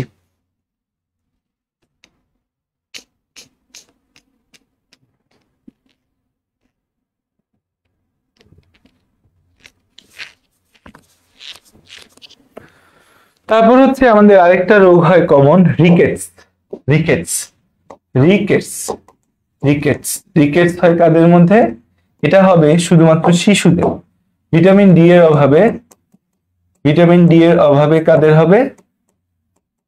শিশুদের হবে। ভিটামিন ডি এর অভাবে কাদের হবে? শিশুদের হয়। বাচ্চা পার্টি যারা আছে, সেই বাচ্চা পার্টিদের ভিটামিন ডি এর অভাবে রিকেটস হয়। রিকেটস এর মধ্যে আমাদের কি হয়? হাড় দুর্বল হয়ে যায়, জয়েন্ট ফুলে যায়, হাড়, পায়ের হাড় বেঁকে যায়। তাহলে আমাদের হচ্ছে যে কি হয়? যে এই রিকেটস এর লক্ষণ কি? রিকেটস এর লক্ষণ, লক্ষণ হচ্ছে আমাদের, লক্ষণটা কি কি? একটা হচ্ছে যে হাড়গুলা দুর্বল হয়, হাড় দুর্বল হয়, হাড়গুলা দুর্বল হয়, হাড় দুর্বল হয়। তারপর হচ্ছে যে আমাদের নেক্সট হচ্ছে গিট বা জয়েন্ট, হাড় দুর্বল হয়, গিট বা জয়েন্ট যে আছে, সেই গিট বা জয়েন্ট, হাড় দুর্বল হয়, গিট বা যে জয়েন্ট আছে, হাড় দুর্বল হয়, গিট বা জয়েন্ট ফুলে যায়, হাড় দুর্বল হয়, গিট বা জয়েন্ট কি হয়? ফুলে যায়। হাড় দুর্বল হয়, গিট বা জয়েন্ট কি হয় আমাদের? হাড় দুর্বল, গিট বা জয়েন্ট হচ্ছে আমাদের ফুলে যাবে। হাড়, পায়ের হাড় বাঁকা হয়ে যায়, রিকেট যাবে তবে পায়ের হাড় এরকম বাঁকা হয়ে যায়, দুই দিকে চলে যায়, পায়ের হাড় বাঁকা হয়ে যায়, পায়ের হাড় বাঁকা হয়, পায়ের হাড় কি হয়? বাঁকা হয়, পায়ের হাড় বাঁকা হয়। তাহলে হচ্ছে হাড় দুর্বল হয়ে যায়, গিট বা জয়েন্ট ফুলে যায়, পায়ের হাড় বাঁকা হয়ে যায়। তারপর হচ্ছে যে আমাদের হাড়গুলা ভঙ্গুর হয়, বক্ষদেশ সরু হয়, হাড় ভঙ্গুর, হাড় কেমন হবে? ভঙ্গুর, হাড় কেমন হবে? ভঙ্গুর। আর আমাদের আরেকটা জিনিস যেটা দেখা যাবে যে বক্ষদেশ সরু, বক্ষদেশ কেমন হবে? বক্ষদেশ সরু হবে, বক্ষদেশ সরু হবে, বক্ষদেশ কেমন হবে? বক্ষদেশ সরু হবে, বক্ষদেশ কেমন হবে? বক্ষদেশ সরু হবে। এগুলো হচ্ছে লক্ষণ। এখন হচ্ছে ভিটামিন ডি পাওয়া যায় কোথায় কোথায়? ভিটামিন ডি পাওয়া যায় তো হচ্ছে দুধ, মাখন, ডিম, কড লিভার অয়েল, হাঙরের তেলে ভিটামিন ডি পাওয়া যায়। ভিটামিন ডি এর উৎস কি কি আমাদের? ভিটামিন ডি এর উৎস হচ্ছে, আমরা অলরেডি জানি যে ভিটামিন ডি এর উৎস হচ্ছে আমাদের কি কি আছে, যে আমাদের আছে দুধ, মাখন, ডিম, দুধ, মাখন, ডিম, দুধ, তারপর হচ্ছে মাখন, তারপর আসে যে ডিম, cod liver oil, cod liver oil, cod liver oil, তারপর হাঙরের তেল, হাঙরের তেল নাকি তিমির তেল? হাঙর, হাঙর, হাঙরের তেল, হাঙরের তেল। কিন্তু উৎকৃষ্ট উৎস কি? আঙুরের তেল। কিন্তু হচ্ছে বাচ্চাদের ক্ষেত্রে উৎকৃষ্ট উৎস হচ্ছে কি? উৎকৃষ্ট উৎস উৎকৃষ্ট উৎস হচ্ছে কে? দেখো আমাদের যে উৎকৃষ্ট উৎস কি? দেখো শিশুদের পর্যাপ্ত পরিমাণে ভিটামিন ডি সমৃদ্ধ খাবার খাওয়াইতে হয়, ভিটামিন ডি ক্যাপসুল খাওয়াতে হয়। দেখো উৎকৃষ্ট উৎস হচ্ছে এই মানবদেহের ত্বকে আমাদের যে ত্বক আছে, মানবদেহের ত্বকে ভিটামিন ডি তৈরির উপাদান থাকে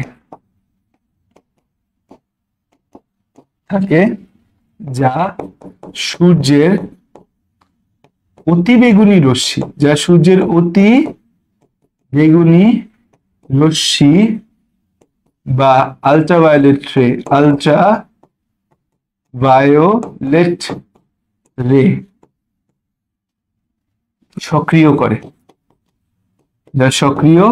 করে, তাহলে মানবদেহের ত্বকে ভিটামিন ডি তৈরির উপাদান থাকে যা সূর্যের অতি বেগুনি রশ্মি বা আল্ট্রাভায়োলেট রে সক্রিয় করে, যা থেকে আমাদের কি হবে? সক্রিয় করে,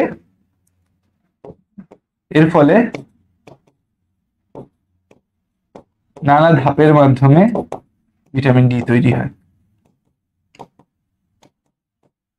বর্তমানে এই ভিটামিন ডি এর অভাবটা অনেক বেড়ে গেছে ভিটামিন ডি এর অভাব। কারণ হচ্ছে যে আমরা তো বাইরে বের হই না, তো বাইরে বের হই কম, সারাদিন ঘরে থাকি, বেশিরভাগ মানুষ সূর্যের আলো গায়ে লাগে না, ভিটামিন ডি তৈরি হয় না। স্পেশালি মেয়েরা যারা হচ্ছে এখন হিজাব নেকআপ করে, এটা তো অবশ্যই ভালো দিনের জন্য তো অবশ্যই করতে হবে, হিজাব নেকআপ করা তো মাস্ট, মেয়েদের ক্ষেত্রে পর্দা করা ফরজ। তো হচ্ছে যে দেখা যায় এদের ক্ষেত্রে খুব কমনলি ভিটামিন ডি এর সংকট দেখা যায়, কারণ রোদে তো যাওয়া হয় না। এই জন্য ডেইলি অন্তত 5 মিনিট হাতে যেন, অন্তত 5 থেকে 10 মিনিট অন্তত হাতে যেন রোদটা লাগে তার ব্যবস্থা করতে হবে, যে ছাদে গিয়ে হোক, বারান্দায় গিয়ে হোক, যেভাবে হোক। কারণ 5টা মিনিট যদি রোদ না লাগে, রোদের অভাবে কিন্তু বডিতে ভিটামিন ডি এর ক্রাইসিস দেখা যায়। আরেকটা হচ্ছে আমাদের নেক্সট হচ্ছে রক্ত শূন্যতা বা এনিমিয়া। রক্ত শূন্যতা বা এটাকে কি বলি আমরা? এনিমিয়া। রক্ত শূন্যতা বা ইংরেজিতে বলি হচ্ছে কি? এনিমিয়া। এটা কিসের অভাবে হয়? এটা হচ্ছে আয়রনের অভাবে হয়। খুব কমন আয়রনের অভাবে হয়। বাংলাদেশের সবচেয়ে কমন একটা জিনিস হচ্ছে রক্ত শূন্যতা বা এনিমিয়া। কাদের ক্ষেত্রে দেখা যায়? মেয়েদের ক্ষেত্রে সবচেয়ে কমনলি দেখা যায় রক্ত শূন্যতা বা এনিমিয়া। কাদের ক্ষেত্রে দেখা যায়? মেয়েদের ক্ষেত্রে দেখা যায় রক্ত শূন্যতা বা এনিমিয়া।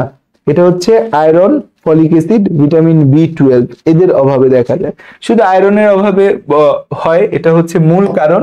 এছাড়া ভিটামিন বি12 এবং ফলিক অ্যাসিডের অভাবেও হতে পারে, হচ্ছে মূল কারণ। এছাড়া হচ্ছে যে আমাদের ভিটামিন বি12 এবং ফলিক অ্যাসিডের অভাবেও হতে পারে। ভিটামিন বি12 এবং হচ্ছে ফলিক অ্যাসিডের অভাবেও হতে পারে। ফলিক অ্যাসিডের অভাবেও হতে পারে।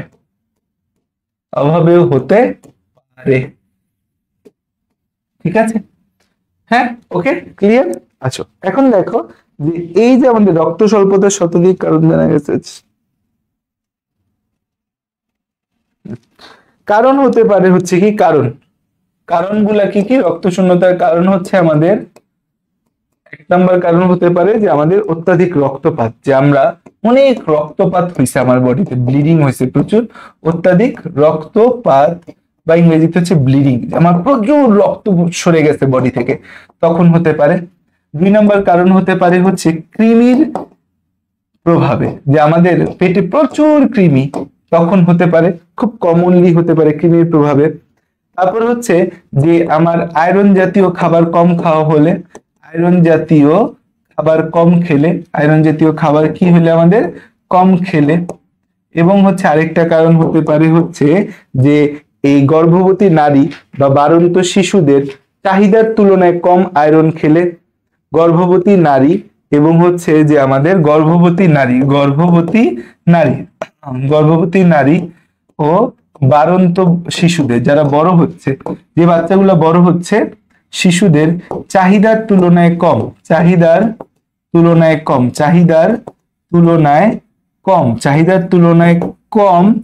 আয়রন খেলে, চাহিদা তুলনায় কম আয়রন খেলে এই বিষয়গুলো হতে পারে। লক্ষণ হচ্ছে কি থাকবে? লক্ষণ হচ্ছে হবে এই এনিমিয়া বা রক্তশূন্যতায় দুর্বলতা থাকে, মাথা ঘোরায়, চেহারা ফ্যাকাশে হয়ে যায়, ঠিক আছে? দুর্বলতা, মাথা ঘুরায়, চেহারা কেমন হয়ে যাবে? চেহারা ফ্যাকাশে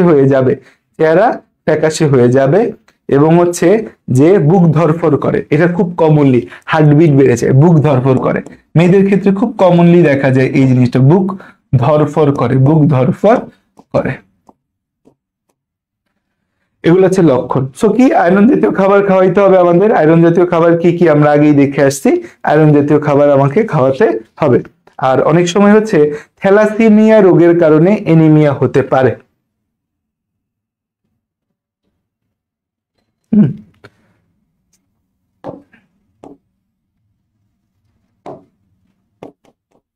থ্যালাসেমিয়া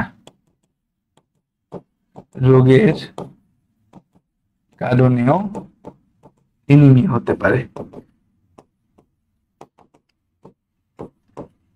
থ্যালাসেমিয়াটা একটা জেনেটিক্যাল ডিসঅর্ডার বা জিনগত রোগ। থ্যালাসেমিয়াটা কি একটা জেনেটিক্যাল ডিসঅর্ডার বা জিনগত রোগ, ঠিক আছে? ক্লিয়ার? এতটুকু যদি ক্লিয়ার হয় তাইলে আজকে সকালের মতো লাইভ এতটুকুই। বাকি অংশ হচ্ছে রেকর্ডেড করে, আমি সন্ধ্যায় সন্ধ্যা বা রাতে রেকর্ড করে আপলোড দিব, কারণ আমার 10:30টায় আবার ঢাকা বিশ্ববিদ্যালয়ের জন্য ওদের অ্যাডমিশনের ক্লাস আছে, ঢাকা ভার্সিটির জন্য। সো এতটুকু তাইলে থাকুক আজকে। বাকিটুকু হচ্ছে যে আমি রেকর্ডেড দিব। আর কালকে তো মনে হয় ক্লাস নেই, কালকে ক্লাস আছে, কালকে শিডিউল অনুযায়ী ক্লাস হবে, বাকিটুকু রেকর্ডেড আপলোড হবে ইউটিউব চ্যানেলে, এটাও রেকর্ডেড চলে যাবে ব্যাটলস অফ এসএসসি পেজে, ঠিক আছে? বুঝতে পারছো? কোনো কনফিউশন আছে এতটুকুর মাঝে আর? হ্যাঁ, দিয়ে দিব, বাকিটুকু রেকর্ডেড দিয়ে দিব, রাতে করব, কারণ আজকে আমার এরপর ক্লাস আছে, প্রমোশুট করতে যাইতে হবে, একজনের লাগে দেখা করতে যেতে হবে। দিয়ে দিব ইনশাল্লাহ, রাত হবে, পেয়ে যাবা। ওকে, এতটুকু ক্লিয়ার?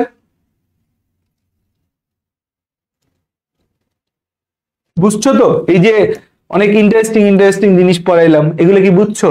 এই যে রোগগুলা, পুষ্টির অভাবজনিত রোগ, গয়টার আয়োডিনের অভাবে হয়, থাইরয়েড গ্রন্থি ফুলে যায়, রাতকানা বা রাইট ব্লাইন্ডনেস ভিটামিন এর অভাবে হয়। এই যে পড়াচ্ছি তোমাদের, এই পড়াটা কি একটু আলাদা নাকি এরকম ভাবেই তোমরা পড়ছো? এটা একটু আমাকে জানো, যে কয়জন আছে। এই যে পড়াচ্ছি ভাইয়া, মানে আমার পড়ানোটা কি তোমাদের এসএসসি স্টাইলে তোমরা যে পড়ছো স্যার ম্যাডামদের কাছে, ঠিক ভিন্ন রকম ভাবে আমি পড়াচ্ছি, নাকি এভাবেই তোমরা পড়ে আসছো এতদিন? মানে এইভাবে ডিটেলস বিস্তারিত জিনিসগুলা গুছায়া তোমরা কি এতদিন পড়ছিলা, নাকি মনে হচ্ছে যে না ভাই আপনি আরেকটু ভালোভাবে গুছায় দিচ্ছেন?